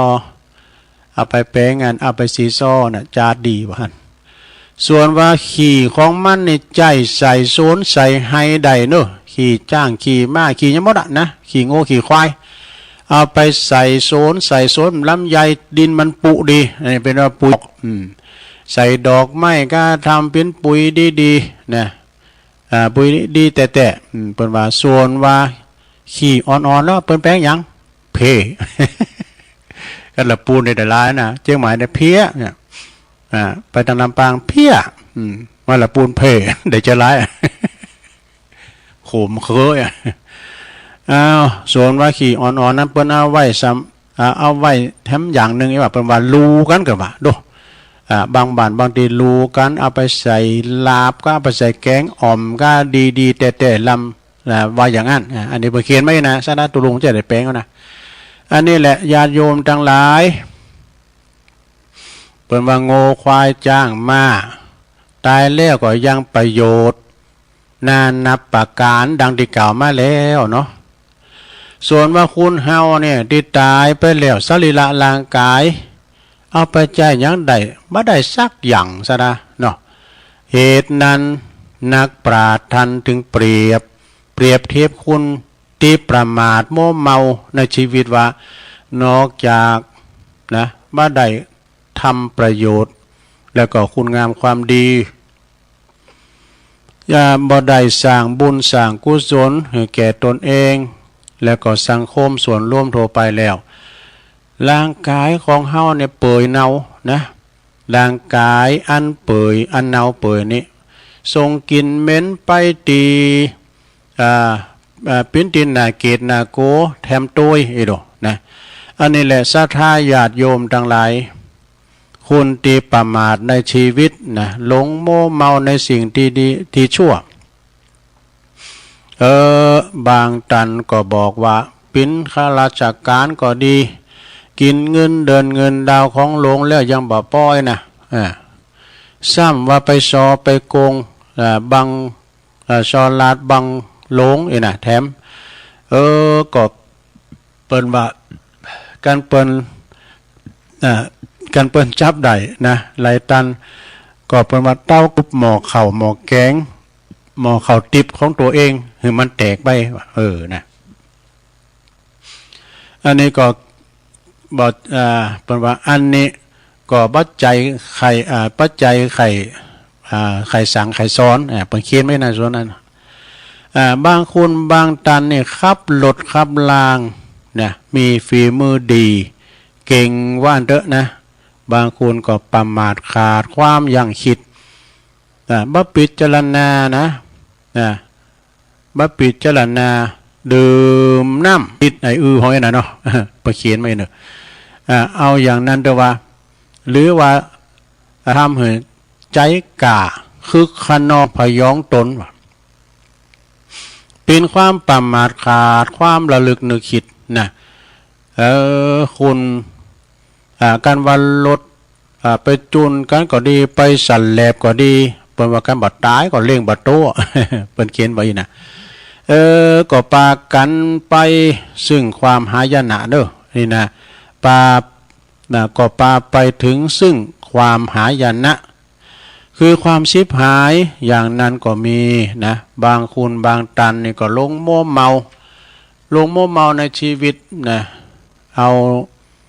ยาเสพติดกะพุงเขาเฮโรอีนนี่ดอกเป็นว่าอีนะอันเป็นของเสพติดอย่างร้ายแรงผู้ใดประพฤติลงไปทดลองเสพเขาเนี่ยโอ้ยอมนำพาชีวิตเขาไปสู่ตั้งเสริมเสเต่ากับตายทั้งเป็นนี่หาความเจริญบ่ได้อันนี้แหละศรัทธาญาติโยมทั้งหลายที่ได้สดับรับฟังพระธรรมเทศนาเริงธรรมเที่ยงแท้ คือธรรมที่บ่ทำให้คนบุคคลหือตายได้นะคือตายจากความเจริญฟังแล้วก็พอสรุปใจความได้ว่าธรรมเที่ยงแท้เป็นอมตะธรรมเนอะนั่นก็คือความบัพประมาทในชีวิตนะมีสติสัมปชัญญะระลึกนึกคิดอยู่เสมอว่าขณะนี้เวลานี้ตัวแห่งเรากำลังทำยังอยู่ทำผิดศีลผิดธรรมหรือว่าทำผิดประเพณีคุณงามความดีกฎหมายบ้านเมืองอยู่หรือไม่เนี่ยนะอย่างได้พองนะในเมื่อหูโตว่าทำอย่างนั้นแล้วก็ระลึกนึกคิดได้แล้วก็กับโตกับใจนะกับโตกับใจใหม่รีประพฤติปฏิบัติแต่ในสิ่งที่ดีที่ชอบต่อไปตรงกันข้ามได้ปฏิบัติในสิ่งดีมีศีลธรรมบ่ผิดศีลบ่ผิดประเพณีวัฒนธรรมและก็กฎหมายบ้านเมืองบ่ทำความเดือดร้อนให้แก่สัตว์และคนทั้งหลายมีเมตตามีกรุณาแล้วก็จึงได้ปฏิบัติให้ดียิ่งขึ้นไปนะบุคคลนั้นเพิ่นบอกว่าบุคคลใดได้เกิดได้ประพฤติได้ปฏิบัติตนอย่างนี้แล้วได้ชื่อว่าเป็นผู้ที่ไม่ประมาทในชีวิตนี่อันเป็นตั้งแห่งความเจริญรุ่งเรืองแม้นท่านจะอยู่ในโลกนี้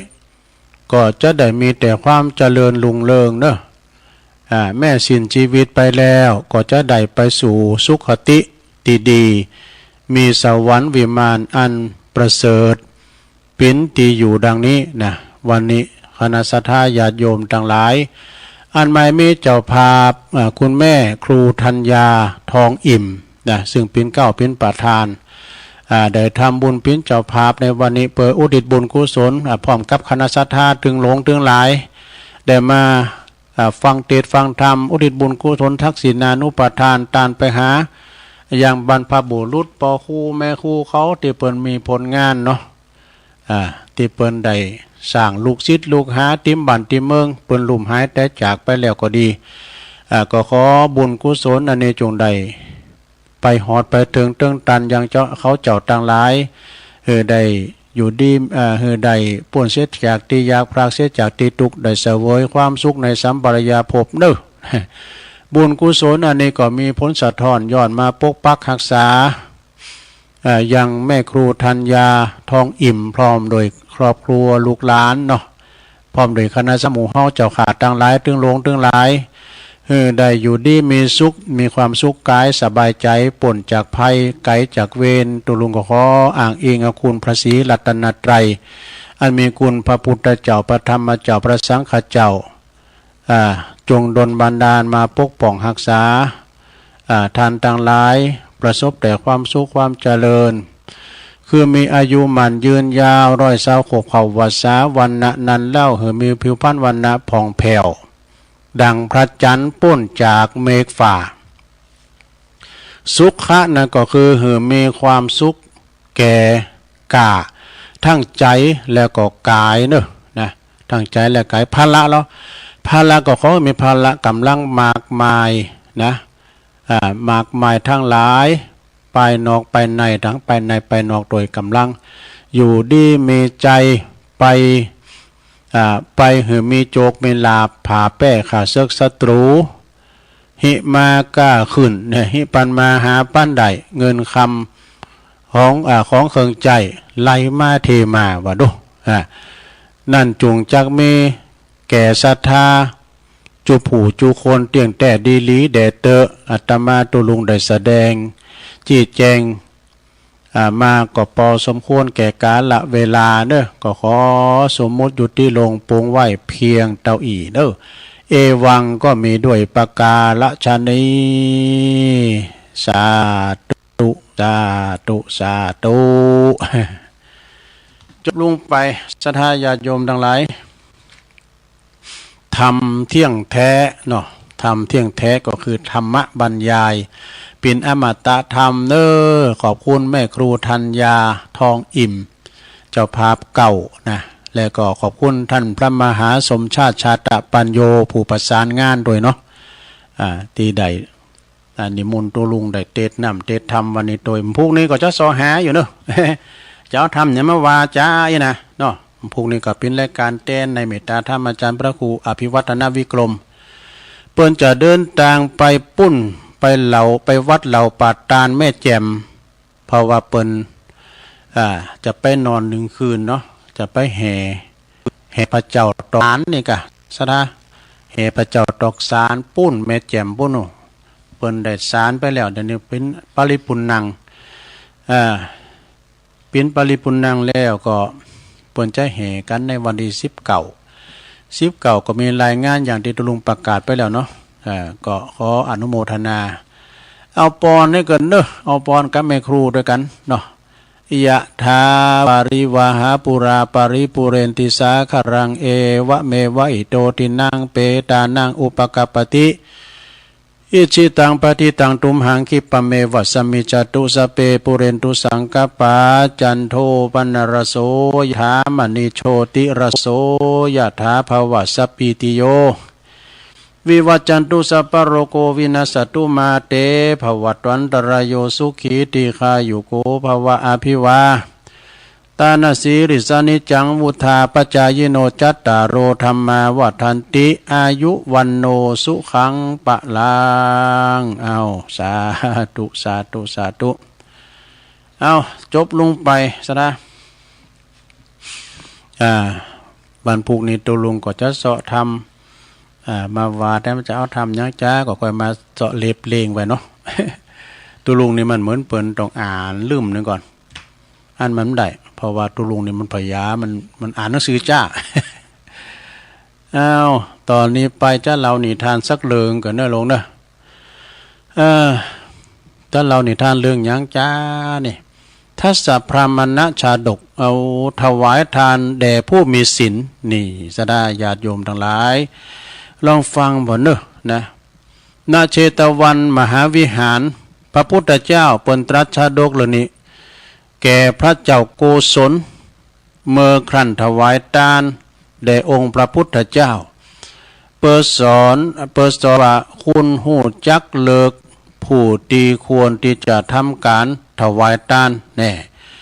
มีใจความว่า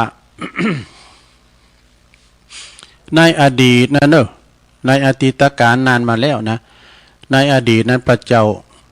โกลพะนะโกลพะเนาะเป็นราชาผู้ครองเมืองนครอินทปัตก็เปิ้นก็ทรงเป็นผู้ที่บำเพ็ญทานจนเป็นตีเลืองลือไปทั่วนะห่มกินห่มทานบำเพ็ญศีลทานภาวนา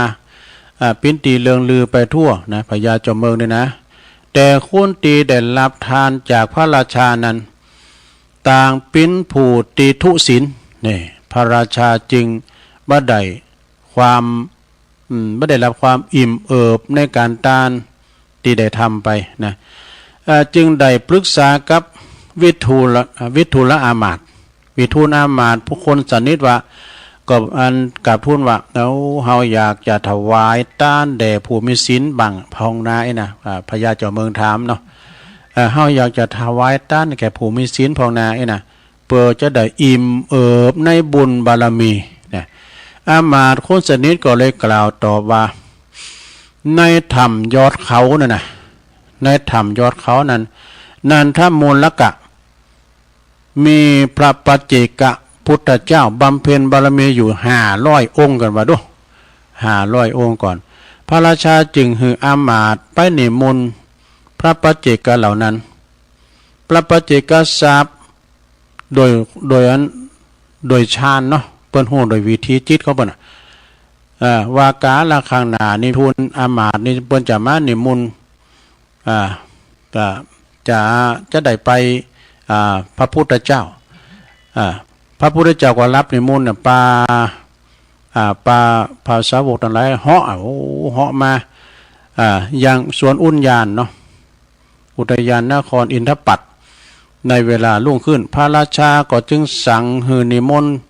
อยู่นี่7 วันก่อนเด้อเห็นนะนิมนต์อยู่นี่7 วันก่อนเขากำอำใจตอนนั้นมีเขากำแล้วก็นิมนต์ภาษาวกทั้งหลายอยู่นี่7 วันก่อนทำให้เกิดความอิ่มเอิบในการทำบุญถวายทานครั้งนี้หนักๆเลยนะปรากฏว่าพระสงฆ์องค์สังฆเจ้าอรหันตเจ้าทั้งหลายก็ได้รับบิณฑบาตจากพระราชาถึง7 วันนะพระราชาเมื่อได้ใส่บาตรญาติปกแล้วเนาะได้ปลื้มปิติยินดีในบุญวะนะแก่ข้าเปิ้นเรียกว่าอย่างก็ปฏิฆะไอ้กะแต่ผู้ที่เป็นคุณที่เป็นพระผู้ที่มีศีลบ่ได้ทุศีลนะจนได้ว่าพระราชาปลื้มปิติมา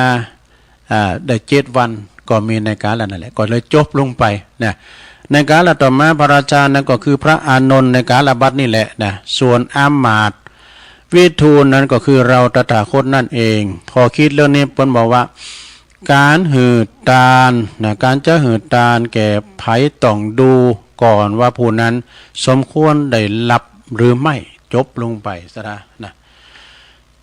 นี่อู่ถึงเรื่องการทานเนาะทานะปาละมีศีลปาละมีการกินการทานกูสิ่งกูอย่างนั้นก็แต่ไผแต่มันทานให้กับพระอรหันตาเฮามีใจบริสุทธิ์ผู้ที่รับก็มีใจยินดีบัตถุศีลก็ได้บุญเต็มร้อยนะอันหือนี่ได้บุญหมดอ่ะแม่แต่ว่าเฮาทานหยังอาจารย์พระครูสุเมธว่าทานพุทธมือไปแล้วนะเพิ่นจะไปหิ้วตามเลยนะเฮาก็ได้บุญแล้ว นะแม่แต่ว่าทานเอาสตั้งปันอันคุณอยากไล่ขินใจเปิ้นจะไปเอาตั้งปันอันไอ้นักเลงขี้เหล้าเนาะนักเลงสุรานะเอาหือมันไปเฮาหือมันตอนนั้นก็ได้บุญตอนนั้นล่ะแต่ว่าเพิ่นจะไปกินเหล้าหรือเพิ่นจะไปซื้อกล้วยทอดก็ซื้อหยังก็แล้วแต่เพิ่นเนาะเฮาก็ได้บุญตอนที่ยืนหือน่ะนะตานปุ๊บมือไปแล้วได้บุญทางนั้นอันนี้อาจารย์พระครูสุเมธเพิ่นว่านะ อันนั้นสดาญาโยมทั้งหลายด้วยตานะปะละมีบุญจะเกิดขึ้นได้เมื่อเฮาตานเนาะตานบาทตานเฟื่องตานสลึงตานหยังก็ตามตานก่ออิฐก่อนบดิ้งกีอย่างว่านั้นน่ะเนาะเฮาไปเข้ากรรมกันดีสุสานวัดสันขายอมเปิ้นเอานิกีตานเนาะนิกีพระเจ้าฮับพี่กับเจ้าภาพนิกีห้องนิกีก่อนเก่าบาทนะอาจารย์พระครูสุเมธออกหน้าเพิ่นก่อนเลยเอา100 ก้อน ลิ้น100 ก้อนเอาดูเอาลิ้นปั้นเนี่ยก็เดียวครูบาอาจารย์ทั้งหลายตัวละดูอาจารย์พระครูกาลยานปาโมดก็ปันบาทอันนั้นก็ปันบาทอันนั้นก็ปันบาทวันตุลุงก็500 เบนน้อยห้อยน้อยนี่เนาะมันจะเจ้าวัดมันเบิ้ลนี่500ก็ให้ก็เนาะก็ตุลุงถึงว่าแล้วเนี่ยกระเบิ้ลตานหมื่นตุลุงตานปันกระเบิ้ลตานปันตุลุงตานลอยกระเบิ้ลตานลอยเราตัวเอาเด้อสาวก็มันอยู่ที่จิตเจตนาเฮาเนี่ยซะได้เนาะเฮาปืมในบุญเฮาตานทุกกะตาเปิ้นเอาชะตั้งฟังขึ้นบุญพระศาสตร์ของพระราชาแผ่นดินจุบไว้เนาะขออยู่ที่เจตนาเฮาอย่าโดยบุญโดยกุศลเด้อสถานเด้อตานไปเด้อเนาะตานหนักตานหน่อยตานมันจะตานเอาเผ็บเอาฤทธิ์นะโอ้สวยก้อยแก้วมันตุกเลยเฮากันนี่มันนี่รับสังได้เอาไปอันสูงไปจดเลย อันนี้ก็คือว่ากลัวน้อยหนาพวกนี้นะแล้วแต่จิตเจตนาเนอะสะดาเนอะตุลุงก็ขี้ก็จะจามฮะอันแต่ว่าเนี่ยต้องขอโทษนะลงนะเตียดไปเนี่ยบทรู้สึกอึกไปอยู่อ่ะมันปีนอย่างนี้เนาะเตียดไปก็หายใจกับวับสุดใจมันตึงตองนี่อันวันนี้นี่มันปีนอย่างเนี่ยสะดาเนอะว่านี่แต่เป็นแต่ลุ่มจ้ะ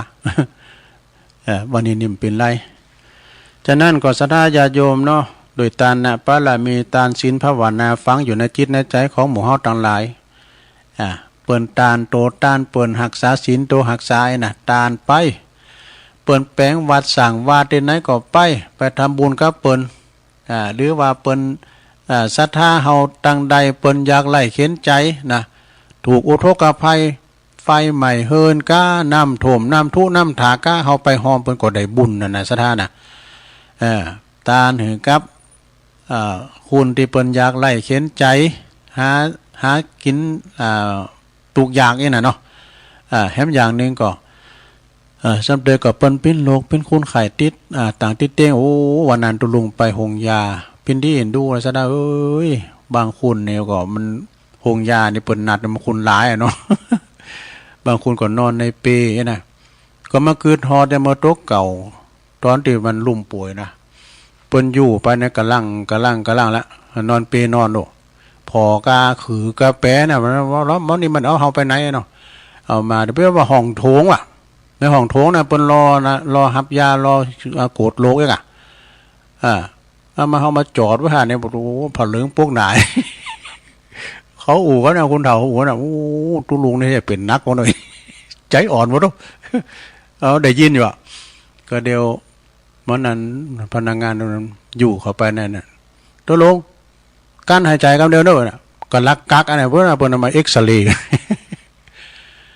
ก็ภัยมีโรคภัยไข้เจ็บก็ดีที่สุดอันเด้อสถานเด้อนะอยู่มากันถึงมื้อถึงวันนั่นน่ะกินแปดตันไป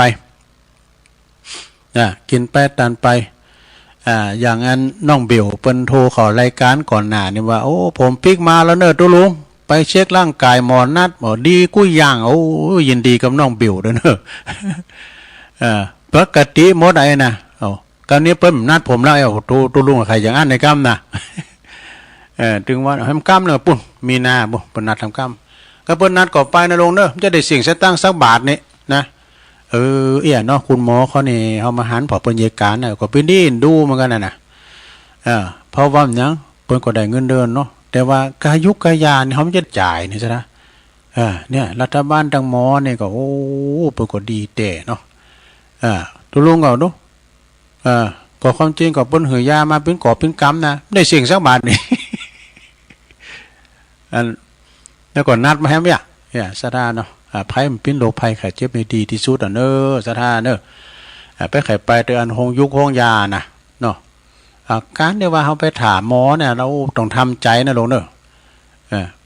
วันนั้นตุลุงไปก็มีงานเขาดำตังบ้านด้วยเนาะตุลุงไปเฮงหมอเปิ้นกำก่อนเปิ้นดูดเลือดก่อนเนาะเปิ้นดูดเลือดไปก่อนแล้วก็อย่าเต้นไปเฮินซุปก่อนให้นะโอ้แป้ก็ไปถามเหมือนเนาะคุณหมอตุลุงนี่มีงานเขาดำดังหลังว่านะตุลุงขอไปก่อนนะขอเช็คก่อนได้โหตุลุงไปได้จะได้พุ่นรอฟังผลเลือดก่อนนะน่าง่ายออกมารอฟังผลเลือดว่ะเนี่ยซะได้อย่าห้อมหู้อย่างนะลงไปบ่เด้อหงยาเนี่ยเอาเตก็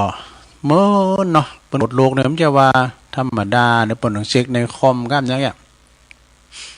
เปิดก็ว่าตุลุงอันหมอเป็นไทยเนี่ยปกติทุกอย่างเนี่ยมันต้องเบี่ยวเหมือนกันเนอะเป็นว่านะความดันก็ปกตินะลุงเลยนะแล้วเดี๋ยวผมจะให้ยาไขมันมาขึ้นหือยาไขมันแล้วเนี่ยยาไขมันนี่มันจะกินมา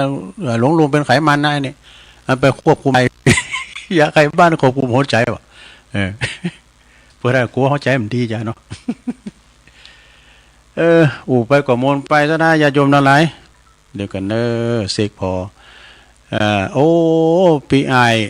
บรรจงกันท่าวงมากำลุนเนี่ยเด้อบุญส่งแถมนี่ขอบคุณที่เปิ่นตักมาตั้งลายกันเนาะก็ได้มาหือกำลังคิดกำลังใจศรัทธา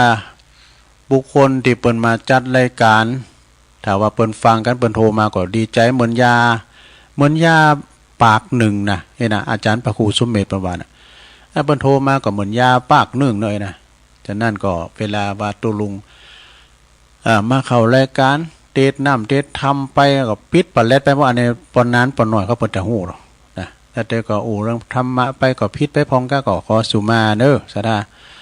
ตุลุงก็มาศึกษามาคุ้นคว้าเอาเนี่ยนะวันนี้เด็ดว่าของพระครูอันสีโนนจักรรมหอพูดกัน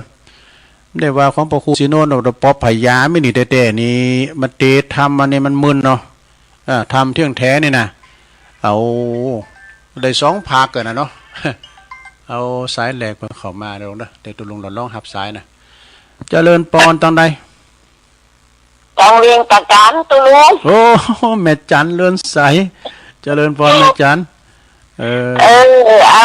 เอาที่เราเอาตัดคนตาบอดได้บุญเลยก้าถูกต้องได้กันเนาะมันก็ยิ่งไปเมาตีกันเนาะส่งเสริมมาได้ก้าวหิวก็ส่งเสริมมาได้ส่งเสริมเขาน่ะจ้ะเอาตามคนตาบอดดีกว่าแม่นะรับเย็นดีเด้อตุลุงคุณแม่จันเจ้าสาธุแม่จันเลื่อนใสเวงตาการเข้ามาเป็นสายแหลกในช่วงที่2เจริญปอนกับนายสาเจ้าตุลุงใครว่ามันมีใครฟังอีมีฟังอยู่เนาะแต่ว่าปีใหม่นะตุลุงเหมือนกันปนซุ่มฟังตุลุงสวัสดีปีใหม่วันไหนตนได้ออกถึงได้ปนแน่ฮัลโหลนั่นแหละถวายเป็นกำลังใจเป็นยาปากหนึ่งแม่อยู่บ้านไหนก่อนอยู่ไหนอยู่แม่บุญพินนะเจ้าแม่บุญพินก็ฟังทว่าไปก่อนฟังก็เงินหูรู้เวลาอันใดจะออกสาธุหำโคตรแม่บุญพินขอบคุณแม่เปิ้นก็ฟังอยู่ซุ่มฟังอยู่นะแม่ริมเจริญปอนเจ้าเวสาเจ้าอยู่ตั้งได้ไหมไม่ได้วันเจ้าไปประจ้ามาวันนี้พิเคราะห์งานเนาะเจ้าทุกประจ้าหน่วยตาลุงเมืองปะปะเปิ้นมาก้าเปิ้นมาวันใหม่กันมาก้ามาก็บ้านอยู่เดี๋ยวไปบ้านไม่อายนะการมาป้าก็บอกว่าตู้ลุงประท้วงหายกันไหนกันเจ้าที่ไปทางบ้านลุงเมืองไปโรงพยาบาลไม่อายนะเจ้าดีกันเปิดบ้านอยู่นะลุงเมืองก็มีหันเนาะมีหันด้วยนะเนาะบุจะโทรไปก่อนขอบคุณแม่มาริวันเจ้าไหว้ศาลเจ้า 0899556506เอาเจริญปอนเจอไม่สักเจอเท่านั้นต่างฟังอยู่นี่แม่จันสีอ่ะเจ้าแม่จันสีสุขาเนาะฟังอยู่ชัดเจนดีนะเจ้าโอ้เจ๋งหัวรินยินดีแม่นักๆเด้อแม่จันสีสาธุสาธุเมืองฟางมาแห้งเนอะหลายสายละแม่อายก็มาตั้งปูนรอแม่จันสมรอมานี่จักฟังอยู่พดไปตั้งสายตั้งเวงน้องหล่องก้าเนี่ยแม่เพนเขาเตี้ยเขาพดไปตั้งปุ่นไปตั้งแม่ใจตั้งนำหลัดแม่ใจเขาพดไปตั้งคงเป้าเนี่ยเหรอพอถันนัดเขาแล้วแม่เลี้ยวเขาแม่เกี่ยวเขาฟังกันอยู่แม่ละอ่อนเขาเจริญปอนโอ้มใจเด้อ0899556506ตุลุงถึงว่ามันถึงแผ่วปลายนะสายที่2ชงที่2นะจะแผ่วปลายหน่อยเด้อบื้อก็โทรหาท่านอาจารย์เน้นหลักเด้อเจริญปอนราชการครับหลวงพ่อกฤษหลวงพ่อกฤษรอบ2ครับผมไปไม่เจอครับฮะผมนัดหมอไม่เจอหมอเลยไม่เจอโรคอะไรเลยโอ้อนุโมทนาเลยนะผมอาจารย์เปี้ยวบอกเมื่อกี้เนี่ยงานเปี้ยวอ่ะเขาว่าไปไม่เป็นโรคอะไรเลยฉันไปที่ยังไม่เจอหมอน้องเบี้ยวว่าเขาสบายแล้วเขาไม่มีโรคอะไรแล้วหมอไม่นัดแล้วตอนนี้ฉันไม่เจอหมอไงฉันไปหมอนัดไม่เจอหมอก็เลยไม่เจออะไรโรคก็ไม่เจอด้วยน้องเบี้ยวไปไม่เจอหมอเลยอ่ะครับสาธุผมตัวลุงนี่ไปเนี่ยมันจะฮือวะนะตัวลุงไปนะรู้หมอว่ามีหันหยังนะตัวมัน3หายนะหยังอ่ะหมอโรคตัวลุงอ่ะมันเหมือนเปิ้นอ่ะโรคหยังโรคสับจางว่ะเจริญปอนอาจารย์เจ้ามาอาจารย์แล้วตัวลุงแม่ทองนะฟังอยู่เด้อแม่ทองเนาะเจ้าแม่ทองสันป่าแดงโอ้วัดหนองแห่เป็นอย่างก็เป็นยกจอบฟ้าเป็นมาเนาะบันเกิดตัวอันนี้เปิ้นจะยกจอฟ้าเด้อวันที่21นี่นะวัดมงคลวารีน้องหายก่อนก็เคยไปวัดขนาดไปตัวอุ้ยก่อนนะตัวปีบุญกรรมนั้นแบบก็คนดังบุญอ่ะดูไม่อายฟังว่ะดูเปิ้นมาไปดูเนี่ยเปิ้นมาอุปถากรักษาครูบาครูบาฮกอ่ะเปิ้นมาพุทโธสุมาเด้อพอกกี่ตกเยี่ยมเปิ้นแต่ให้ออกครูบาบุญกรรมนะมารักษาครูบาดูป่อนขอป่อนมาจัดการเด้อทูเด้อยินดีแม่ทองเด้อเจ้าน้องเบลว่าจะได้ไหว้ศาสตร์ตุลุงครับผมวันนี้ก็อันไปหาหมอก่อนเรียบร้อยครับแล้วก็สุขภาพก็ป้าหมอหลวงพ่อกินแล้วป้าหมอโอ้ป้ากาป้าได้เลยสบายแล้วสบายโชคดีแล้วกันกินอันนั้นน่ะดีครับตุลุงกินดีอ่ะดีไปกินน้ำชาที่มันร้อนที่มันมีสุขภาพแต่แข็งแรงหน่อยจ้ะจ้ะดีแล้วอโลคยาปรมาลาภาเนอะสาธุตุลุงเป็นสุขภาพแข็งแรงตลอดวันครับผมขอบคุณน้องเบลเปิ้นมดโลกมดภัยล่ะเจริญปอนมาตรการตุลุงนันอันนี้ปอจานปอนั้นอายตัวจริงมาแล้วเหมือนไม่ได้โทรไปเนาะแพะโป่งก็อธิบายบรรยายธรรมเน็ตเหมือนกันเนาะก่อนในหนังสือด้วยกันจ้างความจ้างน้ำตายแล้วเลยนะคนกันยังแจ้กันได้นะนี่กันนี่แบบนี้อยู่สิเลี่ยมเสลี่ยมมีป่ะมีเราว่าบอกแล้วจื้อไว้สิเลี่ยมเสลี่ยมนะสิบแหลมเท่าแหลมมันเท่าแหลมไปเข้าสิบเล่ามันเท่าเล่าเรื่องเสียงสิบเสียงตัวเสียงมันตัวเสียงแรงว่าง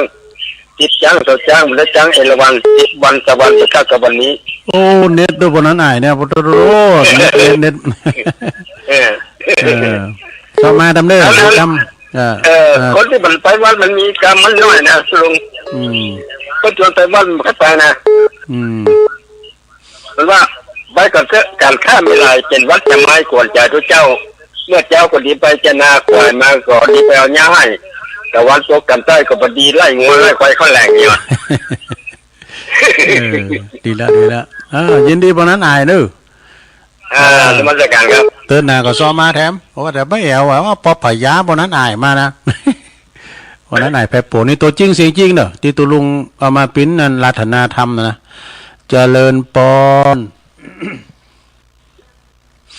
เจริญปอนติดแล้วไหมอยู่ตั้งใดขอบเพก่อนติดแล้วไหมน้องขอบโอ้เป็นน้องคอบ้านแม่หยังอยู่บ้านฮะแม่ดีรู้สึกอยู่สัญญาณไม่ค่อยดีเฮ้ยพี่แม่ว่าละแม่ปากนี้ปากเลยบ้านดอยโทรคำเตี้ยโทรกำลังโทรมาเจอกะแม่หยังน้องคอบะโทรไปกับอ๋อดีกะชัดเจนนี่เนาะแม่เนาะโอ้ดีกะฟังอ่ะน้องขอบนะแม่เนาะแม่ไปดังไปกินไปกินไปตามด้วยกันเนาะบ้านไปมาได้แป๊บไหนแม่อยู่น้องขอบยังดีกะน้องขอบกับบัตรน้องวีนะกะเนาะยินดีแม่เนอก็รักษาสุขภาพนะแม่เนอพี่น้องขอบเจริญปอนมาสักการจ้าโอ้มาแล้วเจ้าพาพิงไปได้แม่จันสมฟังอยู่ฟังจะได้มานี่จับกันตัวเนี่ยกะถามว่าแห้งว่าแห้งแหละมีแค่ปัจจันเลยมีอยู่นะเนาะสายซ่อนก็กับสายซ่อนอย่างเนี้ยวันนี้ไปงานบุญดังได้แม่จันสมวันนี้ได้ไปงานบุญไหนวันเนี้ยมานะกับไปศพอ๋อดีกะมีอยู่บ้านกันอะไรกิ๊กจับทำไมบ้านเนี่ยต่อดีแล้วคิดอาสาลูกอากะลูกต่างไปยินดีเนอะสวัสดิการนะเจ้าสว่างก็ไปเอวห้าแม่แดมกำเนเก่าวัน10 วันเจริญปอนเจ้าทะลุแม่อยู่ตั้งใดอันนี้แม่พรน้ำดิบเนอะโอ้แม่พรน้ำดิบน้อยไม่ได้โทรลุงหลายวันอันยังฟังชั่วโมงหนึ่งเนอะฟังตลอดอย่ามือกำฮอนอย่ามือเขากำพินิจหนุ่มโมนได้คุณหลายได้โอ้โมนได้ม่วนคนเลี้ยไปเอาง่อมกะมันดึงงอมอ่ะโอ้เปิ้นปิ้นกันในพี่น้องน้ำดิบน้อยเนี่ยนะตึงจริงตึงใจแล้วโอ้ยมนอกมนใจเปิ้นปิ้นกันดีแต่อยู่กันนั่นวันคำบุดน่ะบุดโตมันโมนมันอย่างเขาได้ไปนี่ฮะได้ไปทำบุญนั่นน่ะมันใจดีอ่ะกะบึ้งก็ไปปัดตูพีเอ็มมาน่ะตูพีเอ็มจะไปเข้ากำบ่น่ะปุ่นน่ะน้องสมณะไปใส่วันบ่ยินดีแม่พรเด้อจ้าคือกำลังใจที่ลูกกินเด้อขอแสดงความยินดีกับอันปเล่งท้าเด้อเนอะเปิ้นว่าย่างไอ้มาแล้วอ่ะโง่ขายมาแล้วตัวอยู่กับบ้านกับจ้องเด้อปเล่งท้าเด้อน่ะเป็นคุณดีของลูกของเต่าวันนั้นเพิ่นก็โทรมาเนาะปเล่งท้ากันทากูเตือนเนี่ยมันได้อยู่หออยู่เฮ้อน่ะเฝ้าโง่อยู่ว่าผู้ห้วยน้ำเนี่ยห้วยฮักไม้เดี๋ยวนี้อยู่หออยู่เฮ้อน่ะขอบคุณปเล่งท้าเด้อได้ยังก็ดีแล้วนะยังไอ้แล้วก็ปเล่งซับด้วยเนี่ยปเล่งซับปเล่งปเสียวไส้เขาปเสียวซับปเสียวไส้เขาเนาะพี่น้อง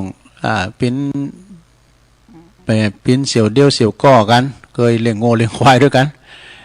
แล้วก็ปีไอเตโวเขาก็ปีไอซุนนั่นเขาก็เนี่ยปีนั้นนอมเขาปีนั้นซักเขาเนี่ยนะโอ้ยเป็นบริการดีไอแก้วเขาเนี่ยไอแก้วโคซกเขาตังแม่บ้านเขาแทบเนี่ยนะปเล่งซ้ายเขาเนี่ยช่วยกันแตะนะเอามีแล้วมีแล้วตุลุงได้ออกรายการเนาะก็เดี๋ยวก็จะได้เกมขอบเกมโคไปเข้ากำกันแถมเนาะศรัทธาญาติโยมทั้งหลายก็ช่วยเหลือสังคมไปช่วยวัดตุลุงก็มีอะไรก็ช่วยไปก็ช่วยได้ก็ช่วยไปนะศรัทธาญาติโยมจะบ่หวังมีสินจางสังและเปิ้นนิมนต์มาก็ไปนะก็ไปมาก็ตั้งนี้ก็ละมได้นะหลวงพ่ออยู่ก็ตรงปีกมาเฝ้าวัดว่าก็เฝ้าวัดว่าก็หลวงพ่อเพิ่นผู้ก็หลวงพ่อก็ไป หมอนัดเอาแล้วเนี่ยสีผัดกูเนี่ยตุลุงจะพี่ต้องหลงปีกมาเป่าวัดด้วยนะหมอก็นัดข้ามูเราไปนำเจ้าโอ้มันใส่เจริญพร